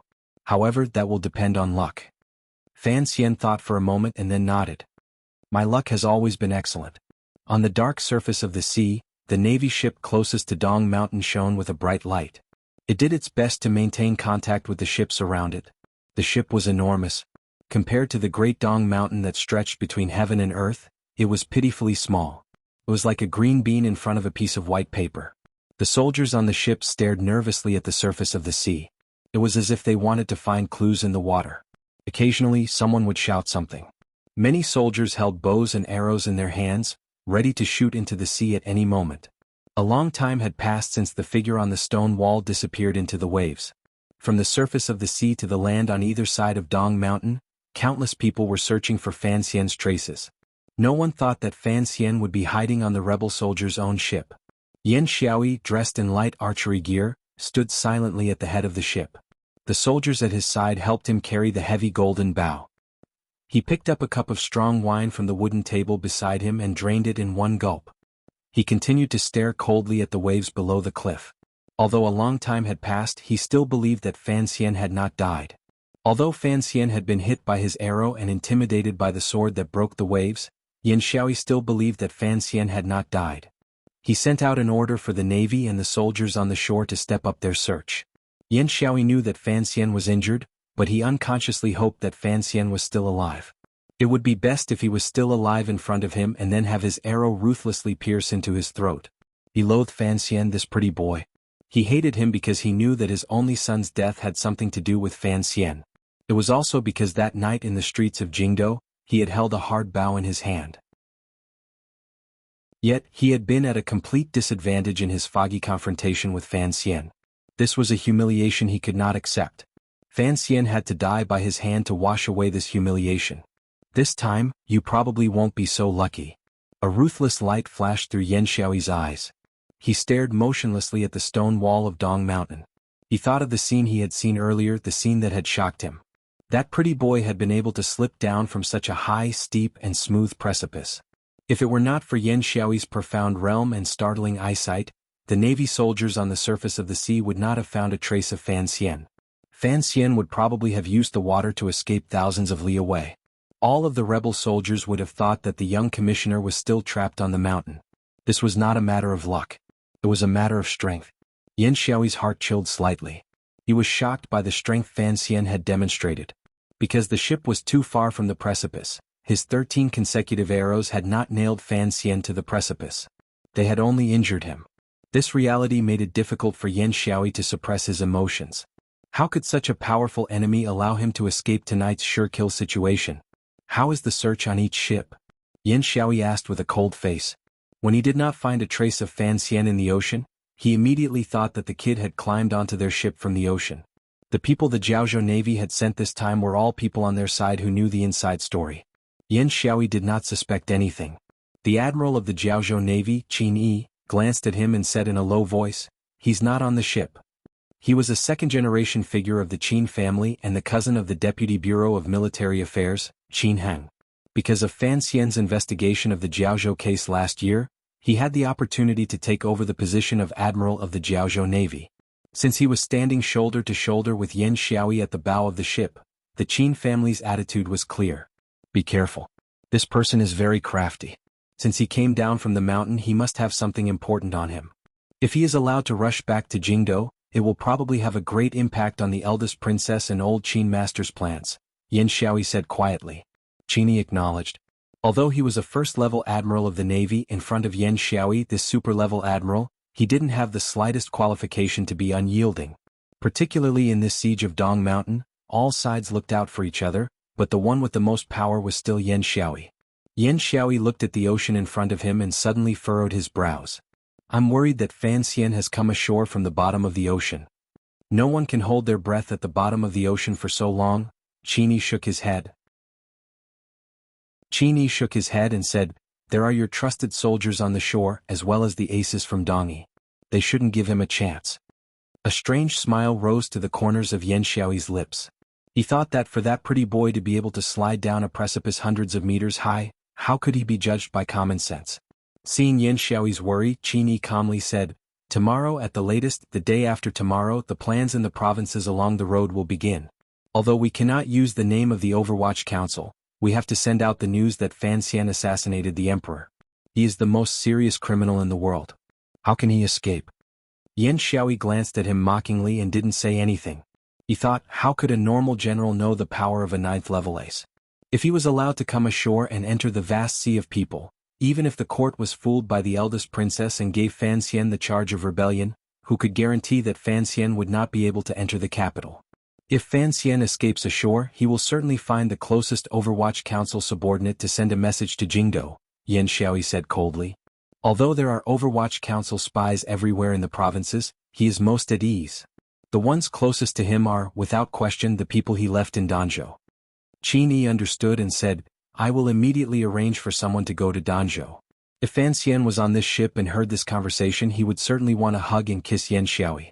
He had been on Su Maotsai's ship thinking hard about how to return to his own ship in Danzhou.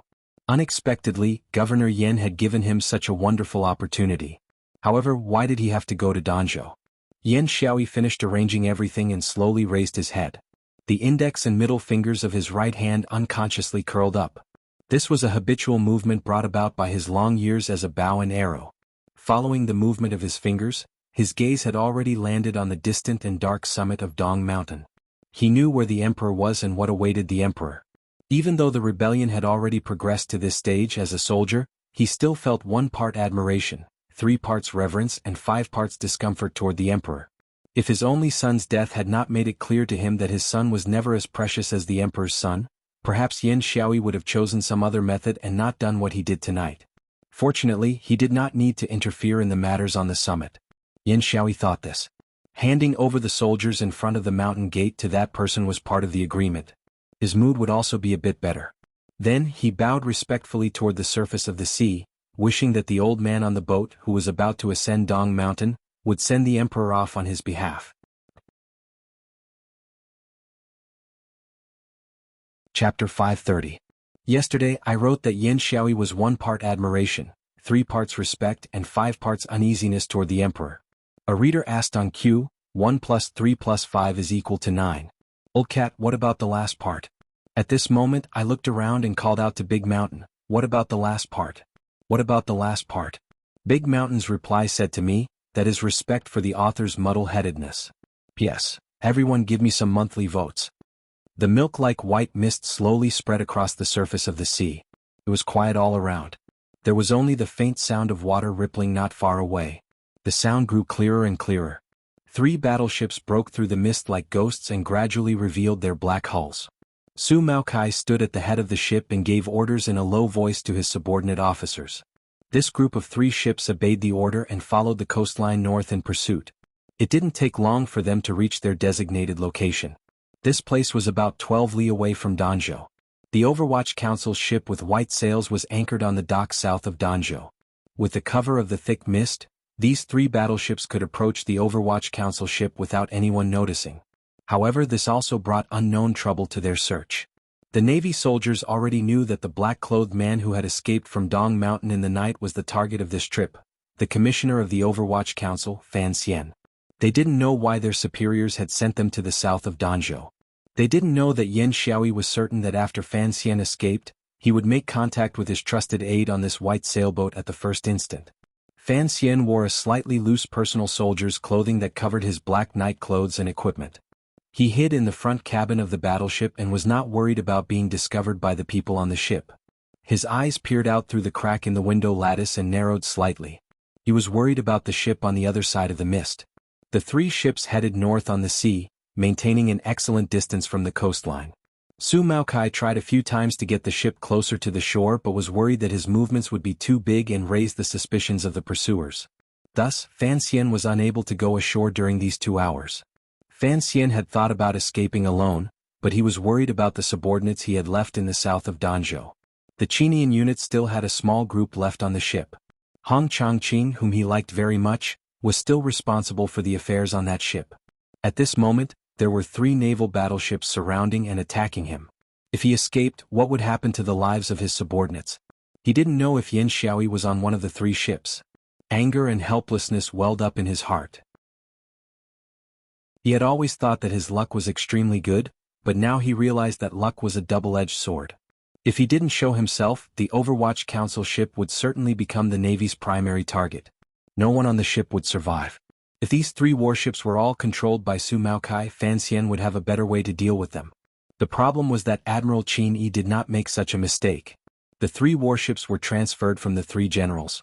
More importantly, Fan Xian didn't think Yan Xiaoyi would be so careless. If he thought he was going to find the Overwatch Council subordinates in the south of Danzhou after escaping, why wouldn't he follow him? He sat on a chair by the window and adjusted his breathing. He knew he was about to face a difficult choice. Yan Xiaoyi had moved troops to attack the south of Danzhou. This was using the lives of his subordinates to force him to show himself. Yan Xiaoyi had probably long guessed that he was hiding on a ship. However, he didn't know which ship he was on and couldn't search without giving the Jiaozhou Navy face. The problem was, Fan Xian also didn't know which ship Yan Xiaoyi was on. If only he knew. The white fog grew thicker but the sea wind grew stronger. Gradually, it blew away the fog, which was as thick as a mountain cloud, to the sides. Through the window, one could faintly see the cliffs and green trees by the shore. Quietly anchored by the shore, the white sailboat as beautiful and lovely as a virgin, the sailboat that had accompanied Fan Xian for a long time, gradually entered everyone's sight. Fan Xian's heart tightened. The cliff and green trees on the shore were too tempting for him. If he abandoned that ship and directly went ashore, even if Yan Xiaoyi was on the ship right now and went ashore to pursue him, he was confident he had a 60% chance of escaping, mixing into the sea of people and reaching Jingdou. However, that ship was even more tempting for Fan Xian. The lives and deaths of his subordinates on that ship were also very important to Fan Xian. When all was said and done, he had lived 2 lives and still hadn't reached Qin Pingping's realm. He had to board that ship. He had to warn his subordinates still deep in their dreams before the Navy rebel army launched their attack. The sound of ropes snapping gradually rang out on the 3 Navy battleships. Fan Xian's heart tightened again. He knew that the catapults on the ships were being prepared. It was clear that the people on the white sailboat in the distance had relaxed their guard because they were deep in the heart of the Qin kingdom and had no major figures to protect. They did not sense the strange movement on the sea. Fan Xian's pupils constricted slightly. With a flick of his finger, he called Su Maokai back into the cabin. In a low voice, he prepared to gamble. The 3 battleships moved in a triangular formation and slowly surrounded the Overwatch Council's ship. When they were still some distance away, the ship Su Maokai was on suddenly seemed to be struck by a wave. There was a problem with the helmsman's control, and the angle of the bow of the ship was slightly off. The rebel army generals on the other two ships furrowed their brows slightly. They thought General Su had not been in battle for a long time and had made such a mistake. Seeing that he hadn't alerted the target on the shore, they didn't take it to heart. It was this momentary negligence. With a muffled thud, it seemed to be the sound of some heavy machinery being pulled. Immediately after, a shrill whistling sound broke through the air in the white fog. Several sharp stones flew out from the catapult on the battleship that Su Maokai was on.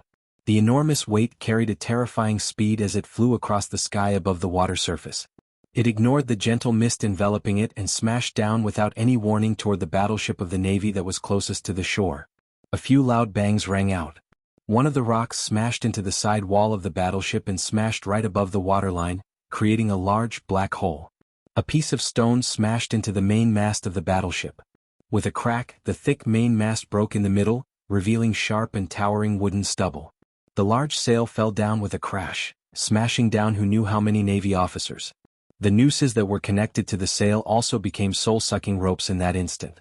Driven by the mast, they swept across the ship, tearing through the air and passing those Navy officers who were standing stupidly, cutting their waists in half. It could only be said that this rock had good luck. In just an instant it caused a heavy death on the battleship. Countless amounts of blood, flesh, and red water sprayed out. These were 3 battleships prepared for a sneak attack. When they were ambushed from the inside by their own people, everything seemed very sudden. They had no time to defend. It was as if in this instant, the 3 battleships in the triangular formation all stopped at the same time. Time stopped. One could only hear the terrifying sound of huge rocks breaking through the air. Fire! Su Maotsai's face was ashen as he shouted in a low voice. Following his order, countless fire arrows rose into the air at the same time and shot toward the already heavily damaged battleship.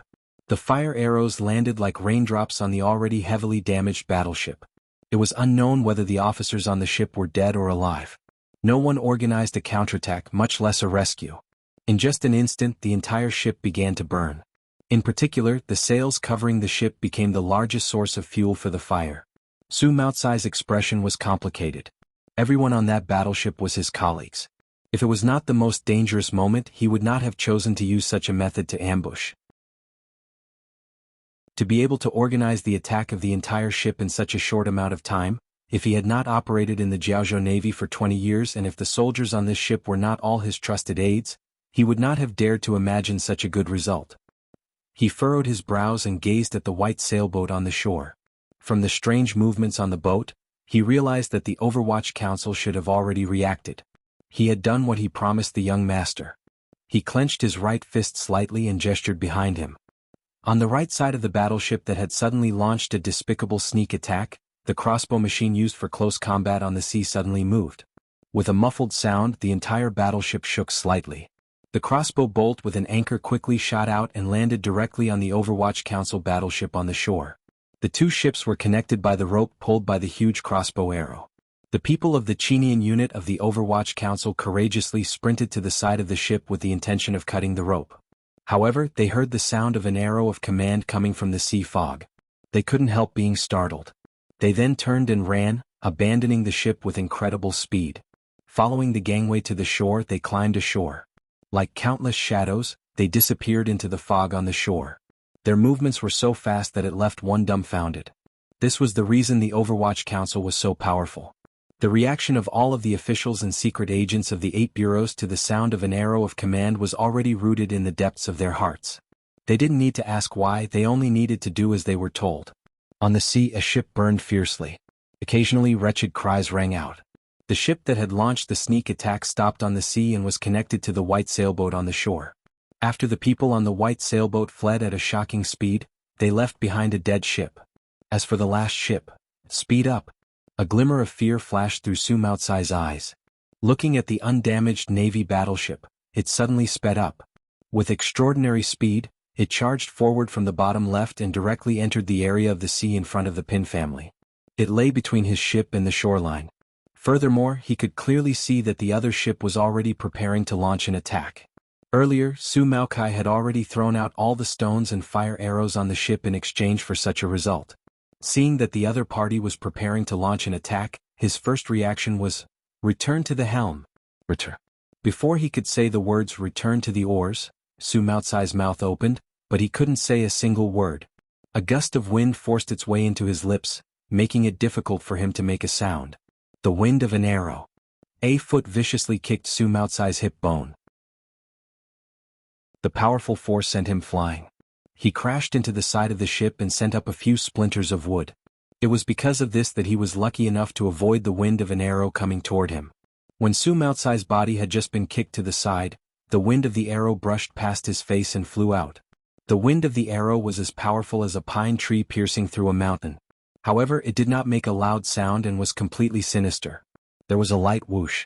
Su Maocai lay in the splinters of wood and looked at the scene in front of him in a daze. He was so terrified that his body began to tremble. There were a total of 5 Navy soldiers with delicate little holes on their bodies. They still maintained the expression of their last moments of life and death. They stood with their eyes and mouths agape. However, they were no longer breathing. Blood flowed out from their throats, chests, abdomens, and the delicate little holes on their heads. A delicate little black arrow was nailed into the wooden planks of the front of the battleship. The feathers of the arrow trembled at high speed and made a buzzing sound. Blood dyed the feathers of the arrow. With a drip, a drop of blood fell. A drop of blood. A floor full of dead people. What kind of arrow was this? Pulling back the foot that had kicked Su Maocai's body, Fan Xian knew he had lost the gamble. Yan Xiaoyi was indeed on the ship, but he was not on the fire ship that Su Maocai was desperately attacking. He knew that his tracks had already fallen into Yan Xiaoyi's eyes. It was useless to continue to hide. He narrowed his eyes and looked at the battleship that still maintained a fast speed and crashed toward the official ship on the shore. He looked at the bow of the ship at the head of the ship, wearing black light armor and holding a bow like a god. With a flip of his hand, he put on the light-colored side of the Overwatch Council's official robes. He turned his head and glanced at Su Maocai, whose face was half in a pool of blood and who had already lost an ear. His right foot, wearing a calf leather boot, had already stepped onto the rope connecting his ship to the white sailboat. His body swayed. The disguised Fan Xian slid along the rope in the fog. His body was slightly arched and like a leopard, he silently slipped into the white mist. With a swish. An arrow did not shoot toward Fan Xian's body, which had disappeared into the fog. Instead, it shot toward the crossbow rope tied to the right side of the battleship. In an instant, the tip of the arrow tore the rope knot into pieces. The rope between the two ships drooped weakly into the sea. However, there was no sound of anyone falling into the water. Yan Xiaoyi coldly pulled back his longbow and watched as the ship under his feet crashed toward the Overwatch Council official ship at an extraordinary speed. On the other end of the fog, Fan Xian was like a ghost. Holding the broken rope with one hand, he floated into his familiar cabin. He didn't have time to see if any of his subordinates were injured. He also didn't care that less than an arrow's throw behind him, the massive Navy battleship was heading toward his butt. He directly kicked one of the boxes in the cabin. With a loud and clear sound, the sturdy and hard wooden box was kicked by his foot, which contained an endless amount of Jinqi. Wood chips flew everywhere and silver light shot out in all directions. Silver light shot out in all directions. 130,000 taels of silver poured out of the cracked chest like a ripe pomegranate whose belly had been cut open. Chapter 531. Fan Xian stretched out his arm and caught the black chest and the silver ingots scattered all over the floor. A slightly rough but textured feeling came from his fingers. This kind of familiar and wonderful feeling seemed to, in an instant, pour boundless courage and Jinqi into his body. It made him throw away all of his timidity and fear. He was filled with confidence and did not think much of the ship that was about to crash into him behind him. He threw himself into the cabin. This series of actions was too fast, so he didn't notice there was someone beside him. Thus, when his ambition was multiplied and he carried the black chest, prepared to break out of the cabin, enter the land, and dominate the world, he abruptly discovered that there was an extra person wearing the robes of the Overwatch Council beside him. He couldn't help but stare blankly for a moment. He was only stunned for a moment because this person was Hong Changqing, a trusted aide of the Qinian unit he had given the important task of. There was no time to talk. Fan Xian only glanced at him. The meaning of this glance was clear. "I've sent out an arrow of command. Why aren't you running?" Hong Changqing stared back at him in a daze. The meaning in his eyes was also clear. How could he bear to throw away 130,000 liang of silver and run? He had to watch for you a bit longer, right? Was the so-called mutual appreciation of talent a meeting of eyes like this? Their gazes met for a moment before separating. Hong Changqing moved with incredible speed to stand behind Fan Xian. Fan Xian's left hand, which was as hard to escape as an azure dragon, also viciously grabbed the back of Hong Changqing's neck. Bang! An arrow accurately shot into Hong Changqing's abdomen. Countless flowers of blood bloomed. Hong Changqing's face suddenly paled. Although his previous step had been to bravely block the arrow for Fan Xian, he had never thought that this arrow would so easily break through the wind of his knife and strike his body. The power of the arrow did not stop. It viciously pierced into the silver ingots scattered on the deck of the ship. Coincidentally, it pierced into the silver ingots. It looked like a metal skewer piercing a steamed bun. It was very cute and terrifying. Fan Xian's face was heavy. With one hand holding the chest and the other grabbing the back of Hong Changqing's neck, he sprinted toward the back of the ship. Behind him, the arrows fell like rain, following his footsteps and chasing after his soul. However, they did not make his steps chaotic or slow down. Let's find the Black Knights and meet up again. Fan Xian placed one foot on the railing at the end of the boat and slapped his palm against Hong Changqing's chest, who was powerless to speak. He sent in a thread of Tianyi Dao's gentle Jinqi and temporarily helped him seal his blood vessels. His body was like a large bird. Borrowing the power of this slap, he leaped into the air. Lightly and powerlessly, he flew quickly. In the next moment, he had already landed on the shore. He didn't even turn around to look at Hong Changqing, who had miserably fallen into the sea. Although he didn't know what degree of injury that arrow had inflicted on Qinghua, he firmly believed that Qinghua wouldn't die. Since he could survive that hellish island, he would definitely survive this time as well. Perhaps this was a kind of psychological self-comfort, or perhaps it was a kind of blessing. Perhaps Fan Xian truly believed in Qinghua's ability to play dead. On the sea, Su Maokai held the side of his face that was bleeding and said sinisterly, "Reverse the oars." The Navy battleship under him began to nimbly turn its rudder, distancing itself from the fighting on the shoreline. The surface of the sea was covered in thick smoke. Mixing with the white fog, it made people's vision even worse. Su Maokai knew that he had to take advantage of this opportunity to leave this troublesome place. According to the young master's plan, he had to start drifting on the sea and if necessary rush back to Jiaozhou. The ship quickly retreated in the sea. Su Maokai stared at the white sailboat by the shoreline. His pupils constricted slightly. At this moment he could no longer help Fan Xian. He was very worried about whether or not Fan Xian could escape alive. A massive crash rang out.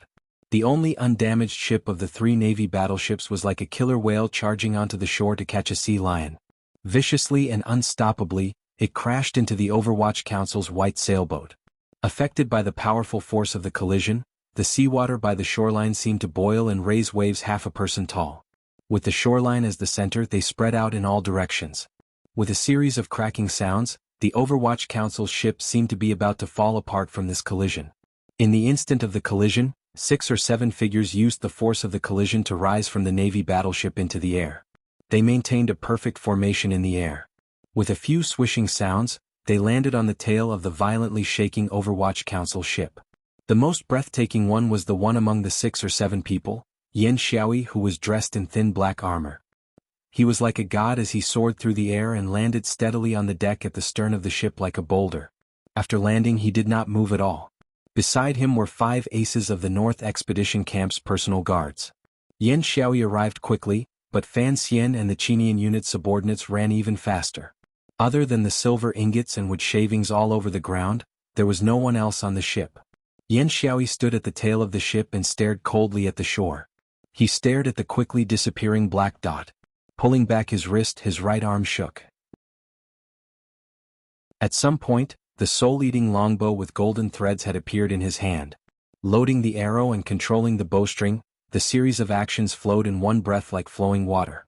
The distance between the tail of the ship and Fan Xian's body on the shore was not too far nor too close.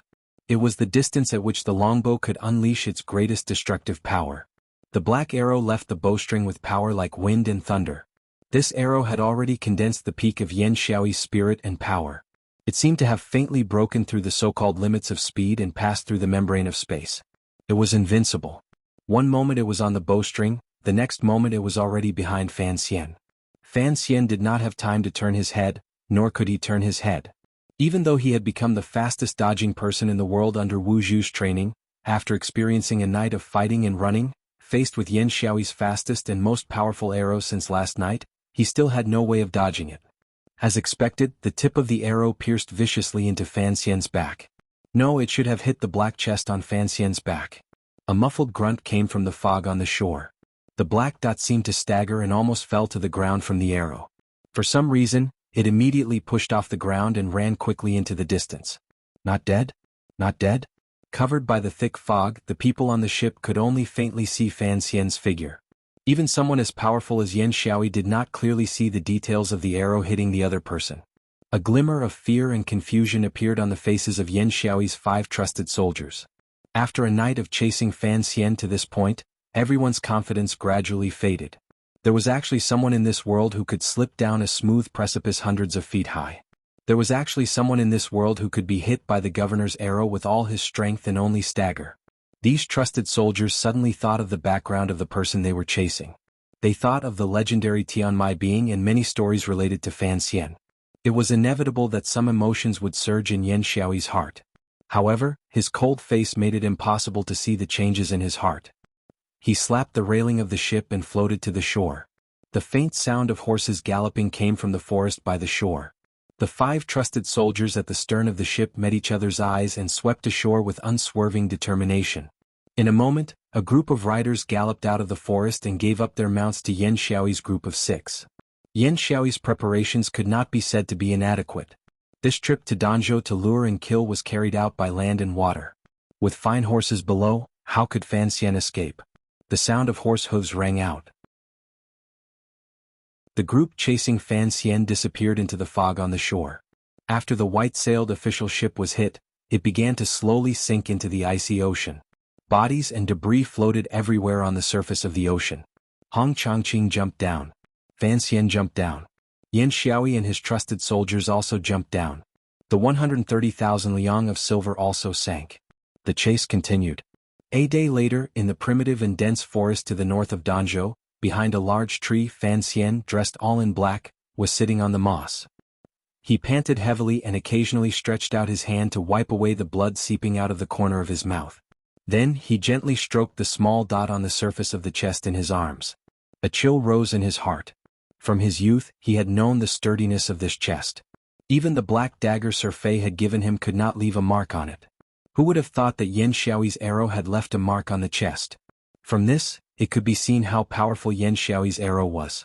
Presumably, those people had not expected him to directly block that arrow. A glimmer of a smile rose to the corners of Fan Xian's lips. With such a chest on him, if he didn't use it as a bulletproof vest, then he would be stupid. However, he knew that although the chest had blocked the tip of the arrow from piercing into his body, it had no way of blocking the sharp intent of the arrow and the powerful vibrations that were transmitted to him. Thus, his internal organs were injured on top of injuries, and his Jinqi was beginning to show signs of disorder. That was why he was trapped in the dense forest to the north of Danzhou by Yan Xiaoyi's pursuit group in an area with a radius of less than 10 li. However, Fan Xian was not worried. On the contrary, a faint excitement began to rise in the depths of his heart. He forcefully suppressed his slightly panting breathing. With a gentle pull of the fingers on both hands, he opened the long and narrow black chest. Inside the chest were simple, unadorned, and even simple-looking metal objects. Fan Xian knew that this was far from being as tyrannical and beautiful as the golden silk longbow in Yan Xiaoyi's hand. It was the most terrifying weapon in this world. He closed his eyes and rested for a moment. Then, his hands began to quickly move about in the chest. Following a series of simple and beautiful clicking sounds, a weapon that did not belong to this world calmly appeared in his hands. The last time this weapon appeared in this world, it directly led to the strange deaths of 2 Qing princes, created King Cheng's ascension to the throne, and gave the present emperor the opportunity to sit on the throne. From a certain point of view, the destruction of the Wei kingdom, the change in the situation of the world, and the power of the Qing kingdom all stemmed from the assault rifle in Fan Xian's hands. M82A1, a simple code name, a black chest, a legendary divine weapon. After dealing with all of this, Fan Xian closed the chest and hugged the gun to his chest. He rested for a while, but he was unable to truly enter a meditative state. Behind him in the forest, Yan Xiaoyi was like a mad tiger, closely following him. Secondly, the feeling of metal coming from his chest made his mind somewhat distracted. He felt as if he was not in the Qing kingdom or this world. It was as if he was in the old world that he had not seen for many years. In the forest of Yunnan, he was fighting to the death with those vicious and evil mercenaries. This kind of absurd feeling twisted his entire state of mind. However, a powerful exhaustion and the excitement and anticipation for what would happen later made him not throw down the gun. Escaping from the seaside to here, Fan Xian had not had a chance to counterattack. Perhaps it was the weakness of caution in his bones acting up. He continued to carry the chest into the dense forest. When he passed by Danzhou, he was afraid he would bring unknown harm to the people and grandmother in the city. Naturally, he could not go forward to ask for help. He drew an arc from a distance and led Yan Xiaoyi and his group into the forest behind the cliff. The scene of assembling the gun earlier had already proved that Fan Xian had not neglected this aspect of training these years. He remembered that when he was newly married in Songshan, he had held this assault rifle every night on the snowy mountain and practiced. Thus, his chest was filled with confidence. If Yan Xiaoyi was said to be a warrior who had used the power of a cold weapon from a long distance to the extreme, then Fan Xian was a beginner who had trained hard for a long time and was trying to kill from a long distance for the first time. This was a showdown between the peak of cold weapons and gunpowder civilization. This kind of comparison from the beginning was unfair. Bang! An arrow ruthlessly nailed into the large tree Fan Xian was leaning against. However, Fan Xian didn't even open his eyes. He also didn't make any defensive movements.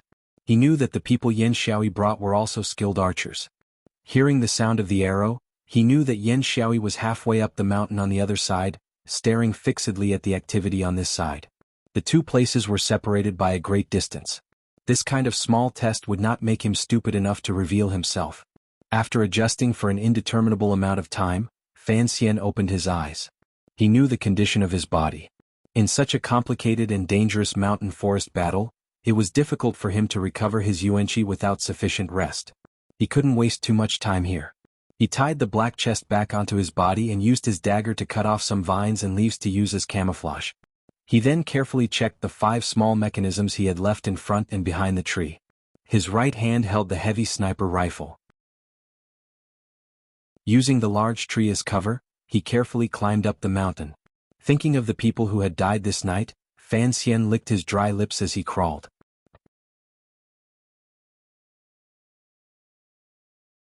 Chapter 532. If he had not been forced into a dead end, Fan Xian would never have thought of using the black chest. At the beginning, when he had followed the emperor to Dong Mountain to worship heaven, he had always thought the emperor was playing with him, so he had left the chest on the boat. The chest had been on the boat the entire time, wrapped in the 130,000 liang of silver and exposed in the main hall of Suzhouhua Garden, welcoming the gazes of the people coming and going. The emperor and Qin Pingping had almost lost sleep thinking about this chest. No one had thought that Fan Xian would be so carefree as to choose such a place to store it. The most dangerous place was the safest place. This was true for people and it was also true for the chest. He wanted to go up the mountain because he knew that in this unequal fight, his biggest advantage was that Yan Xiaoyi didn't know what kind of weapon he had. Yan Xiaoyi didn't have the slightest understanding of the terrifying firearms. At a distance of 500 meters, Yan Xiaoyi could only be hit by him. Once Yan Xiaoyi broke into 300 meters, given the speed and power of Yan Xiaoyi's archery, Fan Xian would probably be shot until he couldn't even raise his head, let alone aim. Thus, he had to pull away from Yan Xiaoyi and wait for Yan Xiaoyi to appear in his field of vision. The reason Fan Xian did not immediately look for an opportunity to counterattack after taking the chest on the boat was because he knew that Yan Xiaoyi did not need to aim and could fire 13 arrows in a second. He needed to aim for a long time before he could just barely fire one shot. If he randomly shot on the shore, presumably, he would become the most useless transmigrator to die in history. The assault rifle was not so fun. This was something Uncle Wu Zhu had not forgotten to remind him when he taught him how to use a gun. The wind speed, the temperature, the refraction of light, the so-called error of a millimeter, the difference of 1,000 li referred to these things. Fan Xian did not want to randomly aim and fire a shot, only to shoot through a tree 50 meters away from Yan Xiaoyi. If he let a powerful warrior like Yan Xiaoyi experience the threat of a bullet and know that he had such a terrifying long-range weapon, he would certainly have a way to close in on him and greatly reduce the power of the assault rifle. Thus, Fan Xian only allowed himself to fire one shot. Fan Xian had his reasons for being so careful and thinking so highly of Yan Xiaoyi. Ever since he was young, he had learned under Fei Jie's tutelage. Before he was 16, he had grasped the Overwatch Council's tracking, concealing, and assassination methods. Killing Xiao En on the shore of the North Sea was already proof of his strength. After entering deep into the woods to the north of Danzhou, Fan Xian set down traps along the way and eliminated his traces. Using the help of the dense woods and the steep, leafy ground, he attempted to shake off Yan Xiaoyi's pursuit. However, he was unable to succeed. Yan Xiaoyi and his group always maintained a distance of about 300 meters from him. Only in the end did Fan Xian understand that Yan Xiaoyi had once been a hunter in the mountains. It seemed that he was born with a sensitive sense of smell for his prey. Since he was his prey, it would be difficult for him to shake off his pursuit. As for those traps, they were probably nothing in Yan Xiaoyi's eyes. Just as Fan Xian was quietly admiring Yan Xiaoyi on the high mountain, a few muffled groans and wretched cries came from the big tree below where he had temporarily rested earlier. Yan Xiaoyi looked coldly at the soldier who had been pierced to death by the wooden nails. There was no sorrow in his eyes. On the contrary, a wild fire began to burn brightly. Ever since they had abandoned their horses to the north of Danzhou and entered the mountains, 3 of his 5 trusted soldiers had died to Fan Xian's tricks and traps. The person who had died in front of him was the 4th.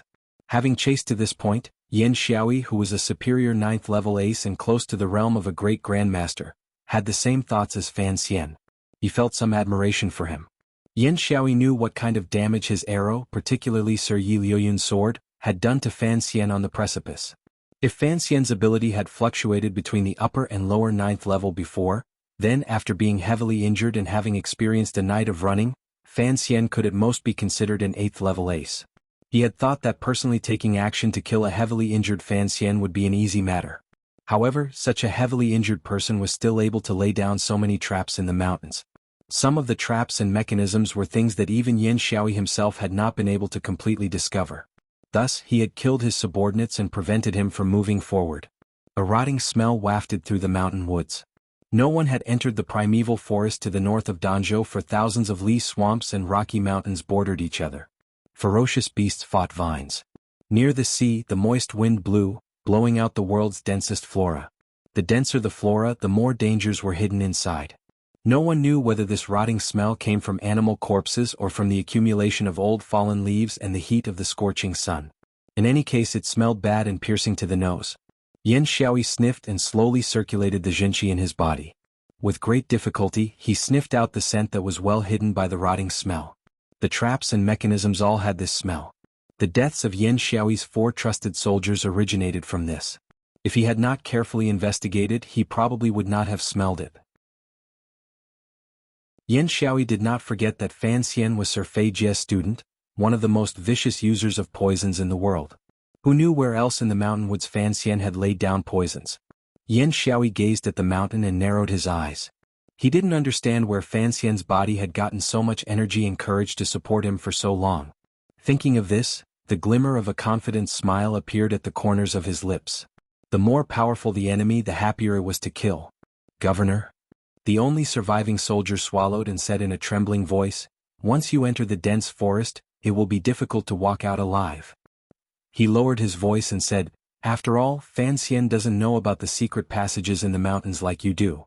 Yan Xiaoyi glanced coldly at the soldier and didn't say anything. The mountains to the north of Danzhou and the primeval forest in the mountains were the key to cutting off the land transportation between Qing Kingdom and Dongyi. If it weren't for that secret passage, it would have been impossible for the siege of Dong Mountain to succeed. Since half a year ago, Yan Xiaoyi had placed all of his attention on the matter of transporting soldiers through the secret passage. He had a special understanding of the terror of the secret passage and the surrounding mountain woods. It was precisely because of this that he felt a glimmer of respect for Fan Xian for being able to hold out until now. There are 5,000 brothers at the foot of Dong Mountain waiting for you to return. Are you at ease letting an outsider lead? This soldier was clearly stunned by the deaths of his 4 brothers and Fan Xian's poison that would kill him instantly upon contact with blood. He didn't notice Yan Xiaoyi's gaze. He lowered his head and said, "Even if Fan Xian can get out alive, Jingdo has the eldest princess holding down the fort. Why bother?" Yan Xiaoyi was silent for a moment. He then waved his hand as if to indicate for the soldier to stop talking. His hand just so happened to land on the soldier's face. With a crisp crack, the soldier's head was like a flattened watermelon, twisted and deformed. His facial features were all squashed together by the palm. He didn't even make a muffled grunt as he fell stiffly to the ground. Yan Xiaoyi glanced coldly at the body on the ground and walked to the back of the large tree. Crouching down, he pressed down on the wild grass that had been flattened by Fan Xian. He confirmed that Fan Xian hadn't left for too long and confirmed the direction Fan Xian had left in. He then silently chased after him. Looking at the figure that flickered in and out of the optical sight, Fan Xian sucked in a cold breath. It affected the injury on his back that had been caused by the arrow. He coughed in a low voice. He wasn't in the mood to admire the wonders of the black chest for being able to preserve this heavy sniper rifle so well and for the optical sight to remain so clear. He only cared about admiring Yan Xiaoyi's mobility and powerful sixth sense. He had been hiding in the underbrush for a while and had been staring at the area up the mountain. A few times he had almost locked onto Yan Xiaoyi's body. However, Yan Xiaoyi seemed to have an innate sense of danger. Every time he stopped for half a second he would move again. Using the cover of the towering tree and the dense foliage, he approached the peak step by step. Fan Xian sucked in a deep breath. He was worried that his earlier coughing would give Yan Xiaoyi a direction. Forcefully suppressing the sharp pain in his back, he wormed his way out of the underbrush and climbed upwards. He found a large tree that required at least 5 people to surround. Leaning against the tree trunk, he panted heavily. Air quickly poured into his throat. The burning temperature and his body's greed for oxygen made each of his breaths incomparably fast. His throat felt waves of dryness and pain, and an unbearable tearing sensation began to rise from his chest. Fan Xian loosened the tie at his collar and forcefully closed his mouth. He breathed through his nose and cursed a few times in his heart. He wondered why he still lacked confidence even though he had a heavy sniper rifle. The recoil wasn't that strong, so why didn't he dare to test it out in advance? Before he could finish cursing in his heart, he felt a trace of strangeness, and his entire body immediately tensed up. Then he heard a light thud. The giant tree behind him seemed to tremble slightly. It should have been an arrow. Fan Xian didn't have much of a reaction at first, but he immediately remembered that his trusted soldiers had all died. This arrow had been fired by Yan Xiaoyi. His pupils constricted abruptly. He immediately bent his legs slightly and relaxed his knees. His body leaned forward slightly. This was the only change in posture he had the ability to do in this instant. This posture could dissipate the force. Following the powerful force behind him, he allowed his entire body to fall forward and do his best to dissolve it. If he forcefully blocked it at this moment, his end would certainly be wretched. With a muffled hum, Fan Xian fell forward from the shock and spat out a mouthful of fresh blood. His entire body fell into the thick grass and shrubs. There were countless thin cuts on his face and hands. The bark of the giant tree behind him, about the size of a palm, had completely split open, revealing the white tree trunk inside. A delicate little arrow, like a venomous snake that had been lying in wait for a long time, stretched out the black tip of the arrow. With the tip of the arrow as the center, the white tree trunk was shattered inch by the powerful jinchi of the arrow. Fan Xian didn't have time to look at the strange scene on the tree behind him. He also didn't have time to rejoice that he hadn't put down the box on his back. He didn't even have time to wipe away the blood at the corner of his lips. He had already begun another escape. Relying on his tyrannical jinchi to support his tired body, he ran wildly toward the top of the mountain. Yan Xiaoyi had disappeared from the scope for less than 5 seconds, and he was already within 100 feet of him. This kind of movement and terrifying movement made Fan Xian's heart go cold. A moment later, Yan Xiaoyi, dressed in light armor like a god, appeared behind this large tree. However, his body was covered in mud and he looked wretched. Yan Xiaoyi coldly observed for a moment and then chased after him again. However, as his feet moved, he once again unconsciously lay down in the grass. He could feel a heart-chilling danger that had almost locked onto him earlier. Yan Xiaoyi had once felt this kind of aura in the fog-filled streets of Jingdo. What confused him was that to be able to lock onto him from so far away, unless Fan Xian had already reached the realm of a great grandmaster or was like him and had the help of a godly Bao. But he still carefully lay down in the grass. Half kneeling on the ground, Fan Xian found that the target continued to hide in a blind spot. He couldn't help but curse silently. Putting away the heavy sniper rifle, he swallowed the fishy blood that surged into his mouth and charged toward the top of the mountain. The north of Danzhou was filled with tall mountains. Probably no one knew that at the peak of the mountain where Yan Xiaoyi and Fan Xian were shooting at each other was a flat piece of mountainous terrain. The summit of the mountain was as flat as a grassland.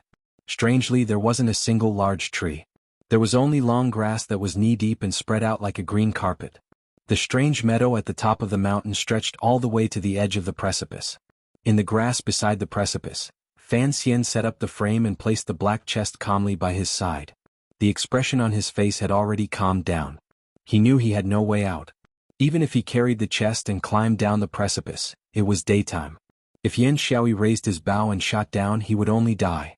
Furthermore, he didn't want to run anymore. A person reborn with a heavy sniper rifle was being chased by a primitive man with a bow and arrow. Furthermore, he was being chased in such a wretched manner. He felt very ashamed. If he died like this, he would certainly be laughed at by his predecessors in the underworld, particularly the one surnamed Yi. However, the optical scope still could not capture Yan Xiaoyi's figure. Cold sweat began to drip from Fan Xian's forehead. His figure was also hidden well, but the general area was already grasped by Yan Xiaoyi. There was only so much space near the precipice at the end of the meadow. Yan Xiaoyi would eventually close in on him. The closer Yan Xiaoyi was, the smaller his chances of victory would be. Yan Xiaoyi finally revealed his figure. Like an eagle, he moved along a strange path through the grass. It was clear that although he didn't know what Fan Xian had in his hands, he could clearly understand that he had something that could threaten him. Fan Xian's muzzle extended into the grass and moved endlessly to the side. However, he was still unable to lock onto the quickly moving figure. Although the other person sometimes moved forward and sometimes retreated as if he was drawing a spiral, Fan Xian knew better than anyone else in the world that the spiral would always rise. Yan Xiaoyi was gradually closing the distance between them. 500 meters. The sweat on Fan Xian's forehead dripped faster and faster until it gradually seeped into his eyes. 400 meters. Fan Xian gradually felt a glimmer of helplessness. It was a feeling of emptiness after realizing everything was in his hands was just an illusion. He had no way to kill Yan Xiaoyi with one shot. If Yan Xiaoyi came a little closer, he would certainly be able to use the arrow in his hand to turn him into a porcupine. 350 meters. If he actually allowed Yan Xiaoyi to get close, given Fan Xian's current state, he would not be able to escape from the hands of a 9th-level ace. It was not until this moment that Fan Xian finally understood the meaning of the heavy sniper rifle in his hand. It was meaningless. No matter how powerful a weapon was, it still depended on who held it in their hands. Trying to rely on a heavy sniper rifle to sweep through the world was just the nonsense of an idiot. He couldn't even kill Yan Xiaoyi, much less the strange creatures on the summit of Dong Mountain. Sweat dripped down the small cut on his face made by the grass. There was a wave of piercing pain, but Fan Xian's heart gradually calmed. He knew he couldn't let Yan Xiaoyi continue to get close to him. However, he was unable to use the scope to lock onto that fast-moving figure. At this life-and-death juncture, it seemed he needed some luck. Other than luck, he also needed courage and determination. Yan Xiaoyi. A loud cry came from the meadow at the top of the mountain. Fan Xian, dressed in black, suddenly stood up from the grass. He raised the sniper rifle in his hand and took aim at Yan Xiaoyi, who was not far away. This loud cry startled the ignorant creatures in the meadow. A cunning mountain rabbit began to prepare to run toward the nearest cave. A field mouse chewing on grass stopped its movements underground. Its two front limbs hung slightly, ready to run at any moment. Countless birds hiding in the grass began to flap their wings, preparing to fly into this dangerous place.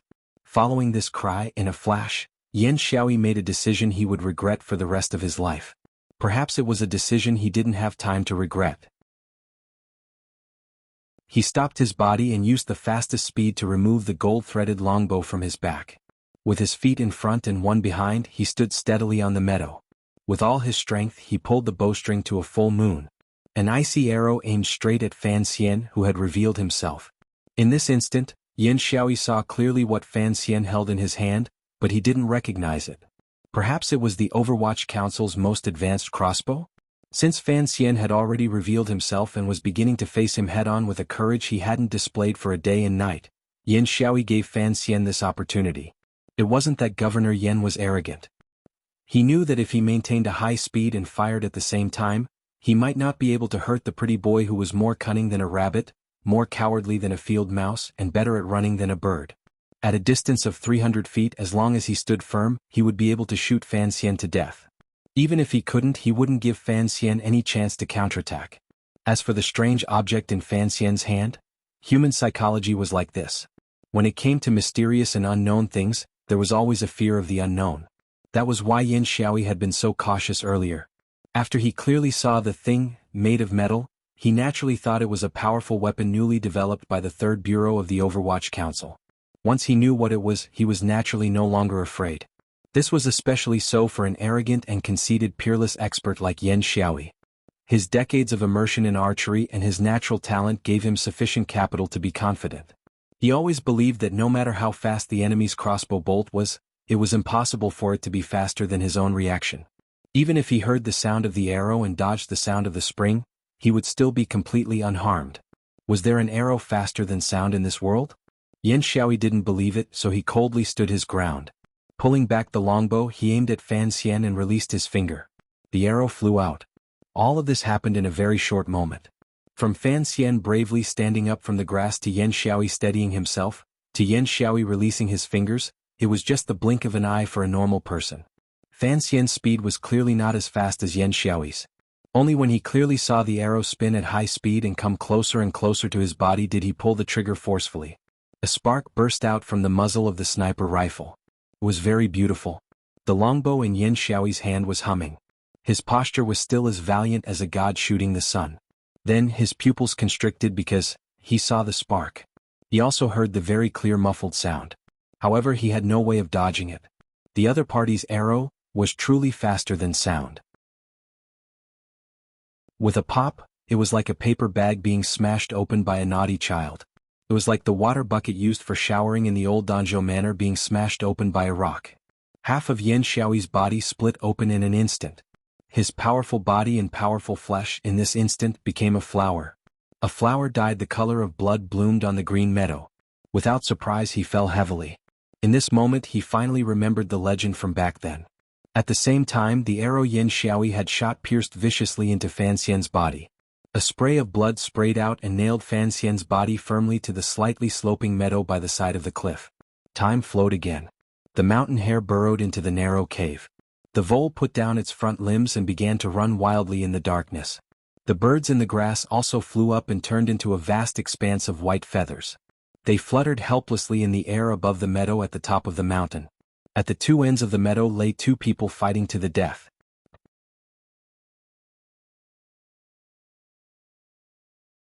Chapter 533. It was the end of summer. The entire land was enveloped in a high temperature. Although this boundless mountain range was close to the sea because of the terrain, it could not receive the moisture and coolness carried by the sea wind. It was only stuffy and hot. That was why there was such a strong rotting smell in the mountain forest and so many heart-palpitating dangers. Because the meadow at the top of the mountain faced the sky, it appeared a bit drier. Additionally, the terrain was dangerous, so there were no large carnivores. It was almost noon, and the white sun was spitting out heat as much as it could, generously bestowing most of its heat onto the meadow. The rays of light were so intense that the grass, which was originally green, began to reflect white light. One could imagine how high the temperature was. The small animals had already entered the earth to avoid the heat. The birds had already returned to their nests in the forest halfway up the mountain, waiting to come back the next morning to search for grass seeds to use as food. The entire meadow was quiet and tranquil. Only the occasional mountain breeze would set off waves that alternated between green and white.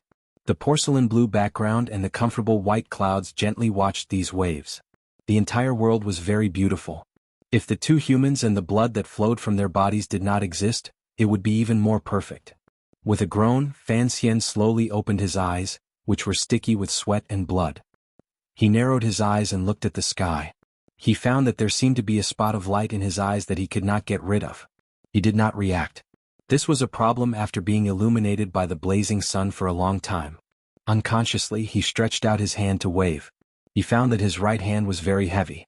It was still tightly gripping the assault rifle. He switched to his left hand to wave. Then a bone-deep pain made him cry out involuntarily. The pain woke him up. He lowered his eyes slightly and looked at the arrow in his left chest in a daze. The arrow had all pierced in. Only the last feather remained outside his body. Fresh blood flowed out endlessly and dyed the black feather even more bloody. Slightly bending his left leg, he used his right hand with great difficulty to feel for the black dagger in his boot. Very slowly and carefully he extended it to his back. Following the minuscule gap between his body and the meadow, he gently cut. The shaft of the arrow buried deep in the earth was cut. His body immediately relaxed slightly. However, this slight vibration caused a sharp pain in his chest. His face was deathly pale and he almost cried out again. Forcefully resisting the pain, he used the dagger to remove most of the arrow sticking out of his chest, leaving only a small head to make it easier to pull the arrow out in the future. After doing all this, the pain had already made him break out in a cold sweat. The sweat even cleanly washed away the blood on his face. He faced the sky and took deep breaths. His eyes were somewhat dazed as he looked at the blue sky and white clouds. He didn't even bother to avoid the dazzling sunlight because he felt that there was nothing better than being alive in this world. If he could never see the sun again, he would regret it so much. Fan Xian's luck was very good. Yan Xiaoyi's arrow accurately hit the left side of his chest, but when the tip of the arrow reached his body, Fan Xian pulled the trigger. Although the recoil of the M82A1 was not strong, it still made his body move back a little. It was because of this that Yan Xiaoyi's arrow had hit a spot slightly higher than he had expected. It had avoided the vital point of his heart and pierced into his left shoulder. As for whether or not Yan Xiaoyi was dead, he didn't want to care. He just felt tired and wanted to lie down like this on this soft meadow, on this isolated mountaintop, and enjoy a rare rest. Besides, if Yan Xiaoyi had not died, given his current state, he could only be killed. Since it was so, why should he care? However, he had to care because there were still many things in the world waiting for him to do. A moment later, a weak figure appeared on the suffocatingly quiet meadow. Fan Xian dragged his heavily injured body. Leaning on the sniper rifle, he walked step by step through the meadow toward the pool of blood. Earlier, Fan Xian had always felt that 300 meters was too close. It was so close that it made his hair stand on end. Now he felt that 300 meters was very far, so far that it seemed endless. By the time he reached Yan Xiaoyi's side, he was so tired that he almost couldn't stand. His legs were trembling non-stop. The most precious weapon in the world was supporting his entire body's weight. The fine barrel was deeply embedded in the soil. Fan Xian didn't care. No matter how powerful a weapon was, it was actually not much different from a walking stick. If a person couldn't throw away their walking stick, perhaps they would never be able to walk alone. He looked at Yan Xiaoyi in the pool of blood. His eyes narrowed and his brows furrowed. His emotions were complicated. He didn't know what kind of emotion he should feel. The blood had long drained out and seeped into the earth under the green meadow. The upper left side of Yan Xiaoyi's body was completely gone. It had turned into a lump of flesh that couldn't be seen clearly. It looked like a tomato that had been crushed by someone. The red pulp and flesh were sprayed everywhere. It was extremely terrifying. Fan Xian had followed Fei Jie to dig graves and admire corpses since he was young. He had seen countless sinister and terrifying scenes. Looking at the scene in front of him, he still couldn't help but turn his head. It was clear that Fan Xian's shot had still gone askew.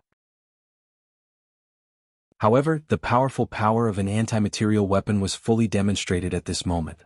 After receiving such a powerful blow, even a 9th-level ace in this world could only pay the price with his life. Fan Xian calmed his emotions and turned his head. Walking to the side of Yan Xiaoyi's undamaged head, he prepared to extend his hand and close the eyes of this ace who had died with everlasting regret. However, he saw the already scattered pupils and stopped his movements. It was as if he felt that this person was still alive. "Perhaps you can still hear my words," Fan Xian said after a moment of silence. There was an uncontrollable cough in his voice. "I know you think this is unfair, but there has never been any fairness in the matters of this world." Yan Xiaoyi did not have any reaction. His pupils were already scattered as he stared at the sky. Fan Xian was silent for a moment and then said, "I didn't kill your son. It was Sigu Jian. In the future I will avenge you." No one knew why Fan Xian would tell such a lie next to Yan Xiaoyi's body. In reality, his thoughts were simple. He felt that this kind of death was unfair to Yan Xiaoyi. For such a gifted ace, his death was very unjust. He knew very well what a person would think before they died. For example, what Yan Xiaoyi remembered the most in his heart. If Yan Xiaoyi thought that Fan Xian was Yan Shindu's murderer and Yan Xiaoyi was unable to kill Fan Xian to avenge his son, this ace would probably be extremely upset. These words were just to reassure Yan Xiaoyi's heart. However, Yan Xiaoyi's eyes still did not close. Fan Xian smiled self-mockingly. He wondered if he was comforting a dead person or himself. In a quiet voice he said, "What they said was not wrong. You are indeed powerful. You could even try to challenge those strange old creatures. Thus I have no way of killing you. The one who killed you was not me." After a moment of silence, Fan Xian continued, "This thing is called a gun. It is the essence of a civilization, although this kind of essence is not a good thing for that civilization." Yan Xiaoyi's eyes still did not close. However, a crack came from his neck bone. His head tilted and fell into his own flesh and blood. This 9th-level ace had long died. It was just that his bones had been shattered by the bullet. At this moment he finally could not bear the weight of his head and fell down like a falling leaf. Fan Xian paused and stared in a daze at the dead person's deathly pale and blood-smeared face. For a long time he didn't know what to say. After a long time he raised his head to gaze at the sky. It was as if he wanted to find some trace in the blue sky and white clouds. Those who were good at fighting would die from soldiers, those who were good at swimming would drown, and those who were good at archery would die from arrows. This was a famous saying that people had concluded. Yan Xiaoyi, who was a god of archery, had finally died under a barret. Regardless of whether the ending was fair or not, regardless of whether the process was absurd or not, the pool of flesh and blood on the ground proved the blood and nakedness of this truth. Yan Xiaoyi was the most powerful enemy Fan Xian had killed since his rebirth. He still maintained respect for the pool of flesh and blood on the ground, particularly after a day and night of pursuit. At the last moment of life and death, he finally understood one truth and thought through one thing. This would, without question, be of great use to his life in the future. He was overly afraid of death, so he always did things cautiously and gloomily. He was ruthless and decisive, but he never had Haitang's bright mood or 13th Wang's stubborn courage. It was not until he was forced to the edge of the cliff by Yan Xiaoyi that he truly broke through the darkness in his heart. Bravely, he stood up from the grass and raised the gun in his hand. From then on he stood up. Maintaining his respect for Yan Xiaoyi, after Fan Xian had gotten used to the pool of flesh and blood, he still began to mercilessly carry out the follow-up work. Taking down the golden silk longbow beside the other person's body, he laboriously dragged the broken body toward the edge of the cliff. Standing at the edge of the cliff, he measured his position and then slowly crouched down on the ground. Picking up a stone, he began to carve the body. The sun was shining brightly. Between the blue sky, white clouds, and green grass, a handsome and pale young man held a stone and hacked endlessly at the body beside him. Blood splattered everywhere. The scene looked disgusting. He pushed the half of Yan Xiaoyi's body and the stone off the cliff. For a long time there was still no reply. After doing all this, he was unbearably tired. The sharp pain in his chest made it difficult for him to stand. Wretchedly, he sat down on the ground. His head was a little dizzy. He knew that he had to rest and treat his injuries. The flesh and internal organs that remained in the underbrush would be digested by the creatures in this primitive forest in just a few days, and he still had to eliminate the traces left behind by the sniper rifle. He coughed, making the little arrow piercing his heart tremble slightly. A heart-wrenching pain spread out and made him involuntarily give a muffled grunt. It was not at the same time. On the summit of Dong Mountain, far away from the wondrous meadow on the summit, the Qing Emperor, who was trapped in the Qing temple, looked through the window at the warm morning light outside in a daze. "I wonder if the child will be able to safely return to Jingdou," he said slowly. This was probably the first time the Qing Emperor had shown such gentleness toward Fan Xian in front of outsiders. Eunuch Hong smiled slightly. His deep wrinkles were filled with calmness. It was as if there were no 5,000 powerful rebel soldiers at the foot of the mountain or a great grandmaster wearing a straw hat slowly walking up the stairway to heaven. Sir Fan Jr. is a genius. There are no extraordinary figures outside of Dong Mountain, Eunuch Hong said warmly. It shouldn't be difficult on the road. What is important is after he returns to the capital. The matters in Jingdou are not difficult to deal with. The Qing Emperor smiled slightly. I like this child more and more. This time I will see him again. Eunuch Hong sighed in his heart. Since he liked him, why continue to doubt and tempt him? How different was this from what he had done to the second prince in the past? The emperor stopped talking about the illegitimate child who had escaped. Turning to look at Eunuch Hong, he calmly said, "This time I will be relying on you." Eunuch Hong's body remained bent. After a moment of silence, he slowly said, "I am a servant of the Qing kingdom. Since the founding of the country, I have always hoped that the Qing court could unify the world. It is my good fortune to be able to serve the emperor." This was not an expression of loyalty. There was no need for such superfluous words between the emperor and an old eunuch. Even now, with the army surrounding the mountain, Eunuch Hong still spoke slowly. It was as if he urgently wanted to tell his thoughts to the emperor. The emperor looked calmly at Hong Xiang. The expression on his face gradually became serious. A moment later, he raised his hands in a salute and bowed toward Eunuch Hong. Given the emperor's supreme status, bowing to a eunuch was an unimaginable sight. However, Hong Xiang was unmoved. He calmly and even coldly accepted the bow. The emperor straightened his body. A determined expression rose to his face. "What I promised to you, to Qing kingdom, to the world. In the future I will let you see." The sky had long brightened. The thick fog had long dissipated. The rebel army camp was on a small slope behind a few rows of trees at the foot of Dong Mountain. The black-clothed commander of the rebel army calmly watched the activity outside the mountain gate. His calm gaze was filled with peace. There was not a glimmer of excitement. No more attacks. It's useless. The black-clothed commander spoke calmly to the people beside him as if he was talking about a trivial family matter. His attitude was warm but left no room for doubt. Carrying a long sword on his back, Yun Jilan glanced at this mysterious figure and furrowed his brows slightly. Although he didn't agree with the other party's judgment, he didn't say anything to refute it. The attack on Dong Mountain this time was like a thunderstorm that was destined to shake the world. As a master swordsman, Yun Jilan didn't want to have any influence on the overall situation because of himself. It was quiet by the mountain gate.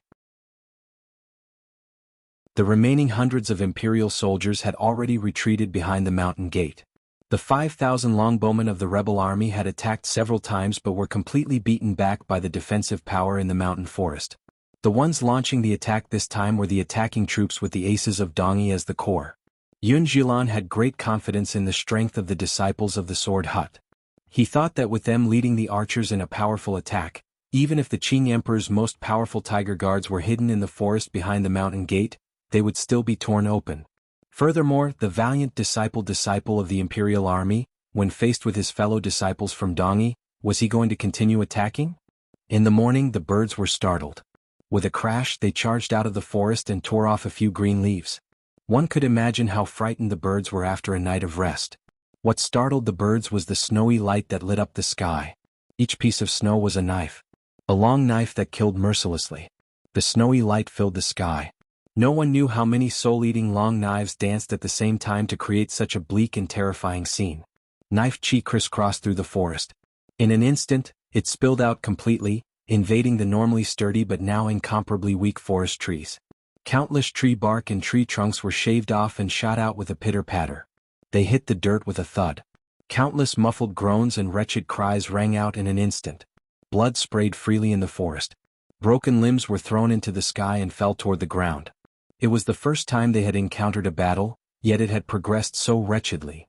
It could be seen that when the knife-wielding men were forced into their final predicament, they had finally exploded with their most powerful strength. Yun Jilan's pupils constricted. He knew that the black-clothed commander's judgment was indeed correct. He didn't wait any longer. With a wave of his hand, he sent out an arrow of command. The aces of Dongi led the remaining rebel soldiers and barely managed to retreat out of the forest in defeat. Looking at the situation, it would be more appropriate to call it a rout. In just a few breaths of time, the rebel soldiers attacking the mountain gate had suffered 70% of their casualties. Even the aces of Dongi had lost 5 people. Yun Jilan's heart ached. He didn't know what to say. Dongi did not have large numbers of soldiers like the Qing Kingdom and Northern Qi. Their most powerful force was the group of swordsmen raised by the Sword Hut. Even if only 5 people had died, it was still a heavy blow. He knew that the defensive power at the Qing Emperor's side was terrifying, but he had never thought that the other party's mountain defense would be so powerful. It's the Tiger Guards.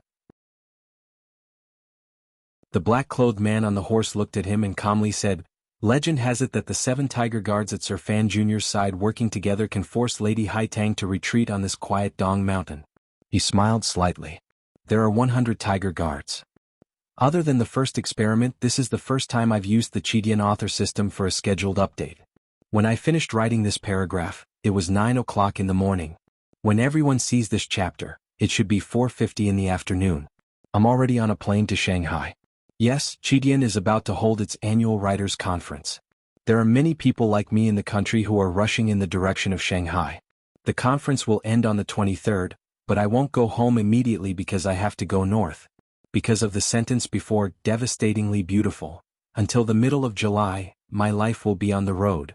The reason I didn't ask everyone for leave earlier is because I don't need to ask for leave. Haha, I used my monthly vote bonus to buy a book. I will keep updating. If I can't, I will definitely let everyone know ahead of time. However, because of the interference of many matters on the road, I don't dare to keep a stable time for updates. I ask for everyone's forgiveness for this. I was very satisfied with yesterday's chapter. It's not that I'm narcissistic. It's just that my ability and the effect I wrote were very consistent. Is there a problem? It's really nothing because there has never been an omniscient and omnipotent person in this world. I'm just a pitiful person writing. Rationality is not the key.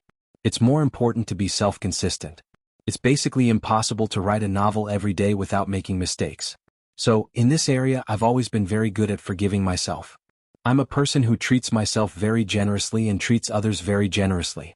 Of course, Fansien is the hometown wish, but I'm not. I'm a good person. Amit Ba. Just like the introduction in JKG said, of course this is a YY novel. It's just a YY novel. Everyone reads it happily or passionately. I can pass some of my leisure time after work. That is the source of my sense of accomplishment.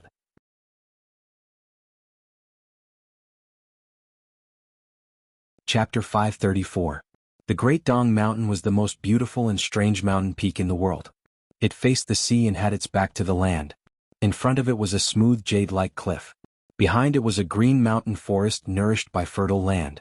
In people's rational thinking, it was impossible for anyone to go up or down from that smooth cliff.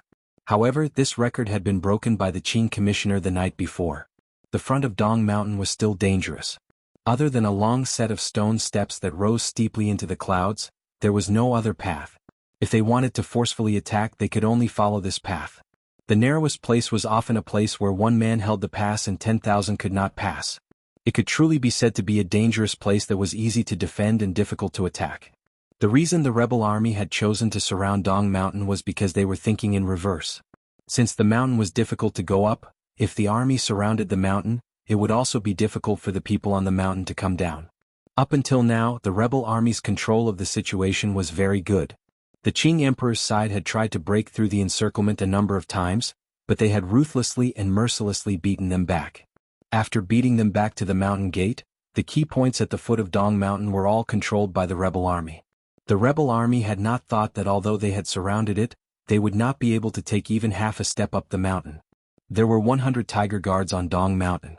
If one were to do a simple math problem, it would take at least 14 Haitangs to be able to face these powerful Qing Emperor guards head-on. In reality, there was only one Haitang in the entire world. Furthermore, beside the tiger guards was 13th Wang, who had some of the bravery and heroism in his stupidity that had long ceased to exist in this world. With such a powerful force of guards and the strange terrain of Dong Mountain, even if the rebel army elites had successfully surrounded the mountain, it would still be as difficult as climbing to the sky to forcefully attack and reach the top. It was just like the name of the long stone path, the stairway to heaven. If one wished to ascend to heaven, how could mortals do it? Thus, the commander of the rebel army shrouded in black decisively gave the order to pause all attacks. He only continued to strengthen the patrols and lockdowns around the foot of the mountain. After giving this order, he turned around and gently patted the back of his horse. Calmly, he said to Yunjilan beside him, "At such a grand moment in history, people like you and me sometimes only have the right to be quiet spectators." This was an era where martial arts flourished. It was an era where the individual's strength was almost at the level of the heaven realm. 30 years ago, there had never been a great grandmaster in the world. It was only after the great grandmasters appeared that people realized that individual strength could be so powerful. Because of their strength, these great grandmasters could influence the world. It was also because of this that these great grandmasters often lived in seclusion. They were afraid that their words and actions would bring turmoil to the world and affect the lives and deaths of the people they wanted to protect. This place was the mysterious and beautiful Dong Mountain. At the summit was the Qing Emperor. It seemed that only a great grandmaster had the right to act. Once a great grandmaster made a move, those valiant generals who dominated a region and those great swordsmen who dominated the world would naturally retreat to the back. Their brilliance would be completely suppressed like a piece of coal that could not emit light. They could only hope to be qualified to witness history. Just like this moment. The long stone steps seemed to have no end. Very high up, one could faintly see the mountain mist drifting. A person wearing hemp clothing and a straw hat stood calmly on the first step of the stone steps at the foot of Dong Mountain. The stone steps were covered in blood. Some were dried and some were fresh. They carried all kinds of unpleasant smells. Who knew how many imperial soldiers and rebel soldiers had paid with their lives here for every inch of gain or loss? However, the person only stood calmly.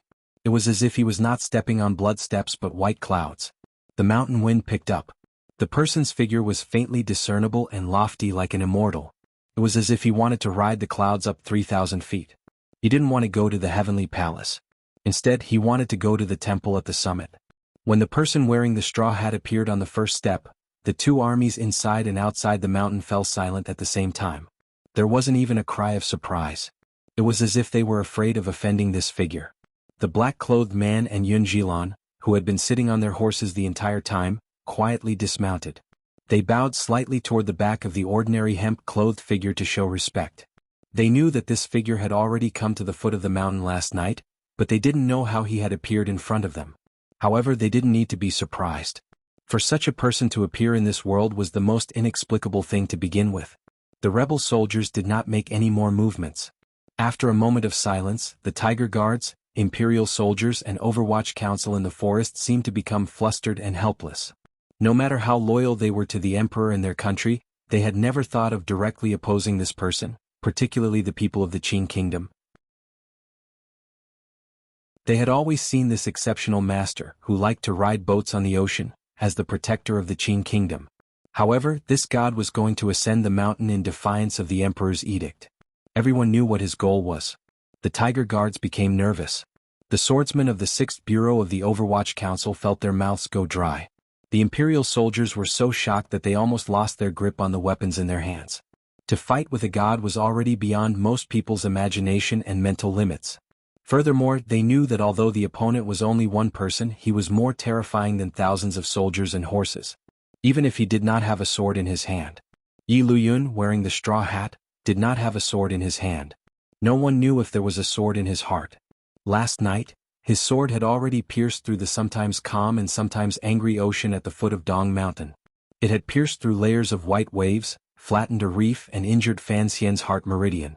In the end, it had pierced with unstoppable killing into the rock wall that was harder than metal and stone.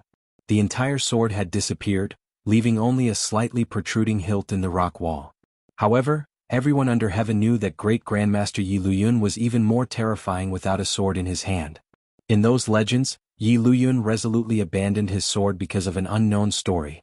He comprehended flowing cloud hands in the clouds and entered the realm of a great grandmaster. Yi Luyun had already stepped onto the second stone step. Finally, the Tiger Guards hidden in the forest behind the mountain gate reacted. The first thing to welcome this great grandmaster up the mountain was the shrill and powerful rain of crossbow bolts. This was the Overwatch Council's weapon of mass destruction. It was the repeating crossbow that had once appeared on the southern plains of Zhangzhou. With such a short distance between them, who would be able to dodge it?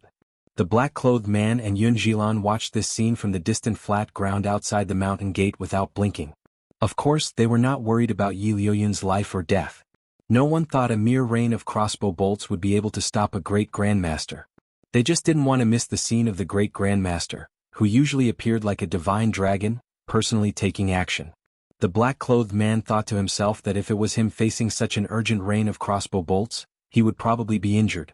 Yun Jilan was thinking about how his teacher would respond.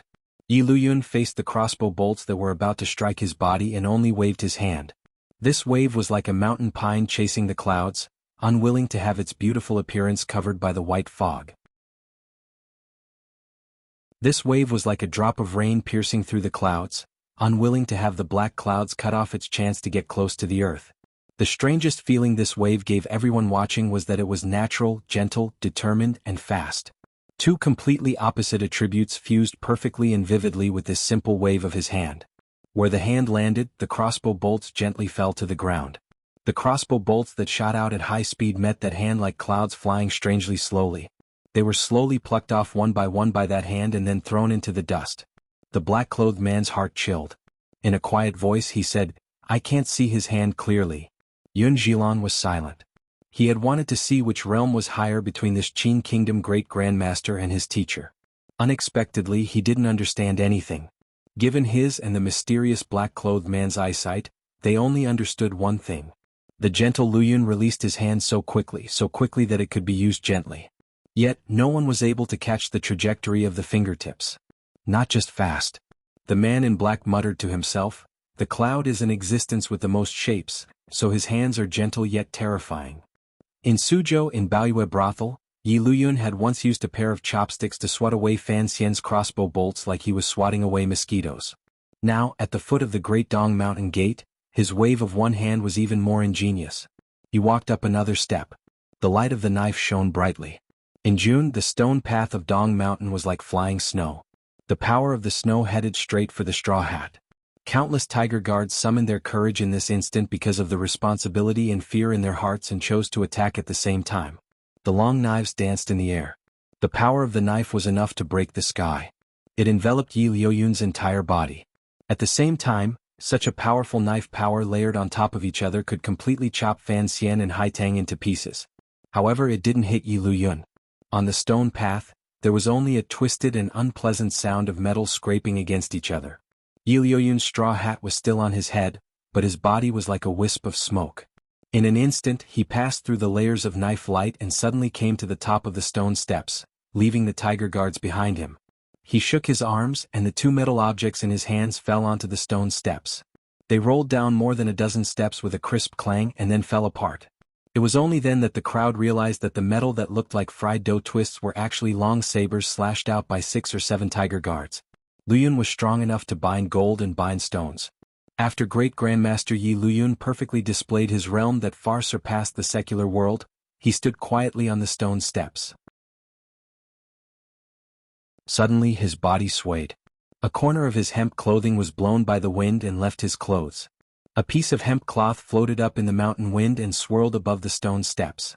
At some point, a young man with dried blood and clear eyes holding a green banner in his hand had appeared in front of him. 13th Wang. A gust of wind blew past. The layer of clouds covering the summit of the mountain seemed to be blown away, revealing an indistinct corner of the temple. A muffled sound came from the stone steps. Yi Luoyun pulled back his hand and lowered his head to look at the broken green banner by his feet. A glimmer of confusion and a smile flashed through his calm eyes. He then coughed. 13th Wang was still flying in the air. Fresh blood sprayed out habitually. His body drew a long arc as he fell dejectedly into the forest, smashing heavily into a large tree far to the right of the stone steps. Even a 9th level ace was not a match for a great grandmaster. Yi Luoyun coughed. A glimmer of worry flashed through the black-clothed man's eyes. He knew that after Yi Luoyun had seemingly defeated the tiger guards and the powerful young 9th level ace, he was still affected. He knew that given the great grandmaster's realm, he should not be injured. However, Yi Luoyun had purposely left some leeway in his 3 attacks. Faced with the Qing Emperor's subordinates and aces whose eyes were red with fear and anger, there would always be some problems. The great grandmasters were the people closest to gods. After all, they were not gods. They had their own countries, particularly Yi Luoyun. Even though he had come to commit regicide for his family, he was still so gentle that he would not harm the people of the Qing kingdom. Then, he saw the piece of hemp cloth on the great grandmaster's robe gently float down and land in front of him. His steed was curious and went to sniff it. You're tuning in to the Dreamy Chapters YouTube channel. We're so grateful for your support, and don't forget to subscribe to join us on this incredible journey through captivating stories. Your generosity through donations truly makes a world of difference, as it's the primary source of revenue that allows me to expand and enhance this channel for you. Thank you from the bottom of my heart for being a part of this adventure.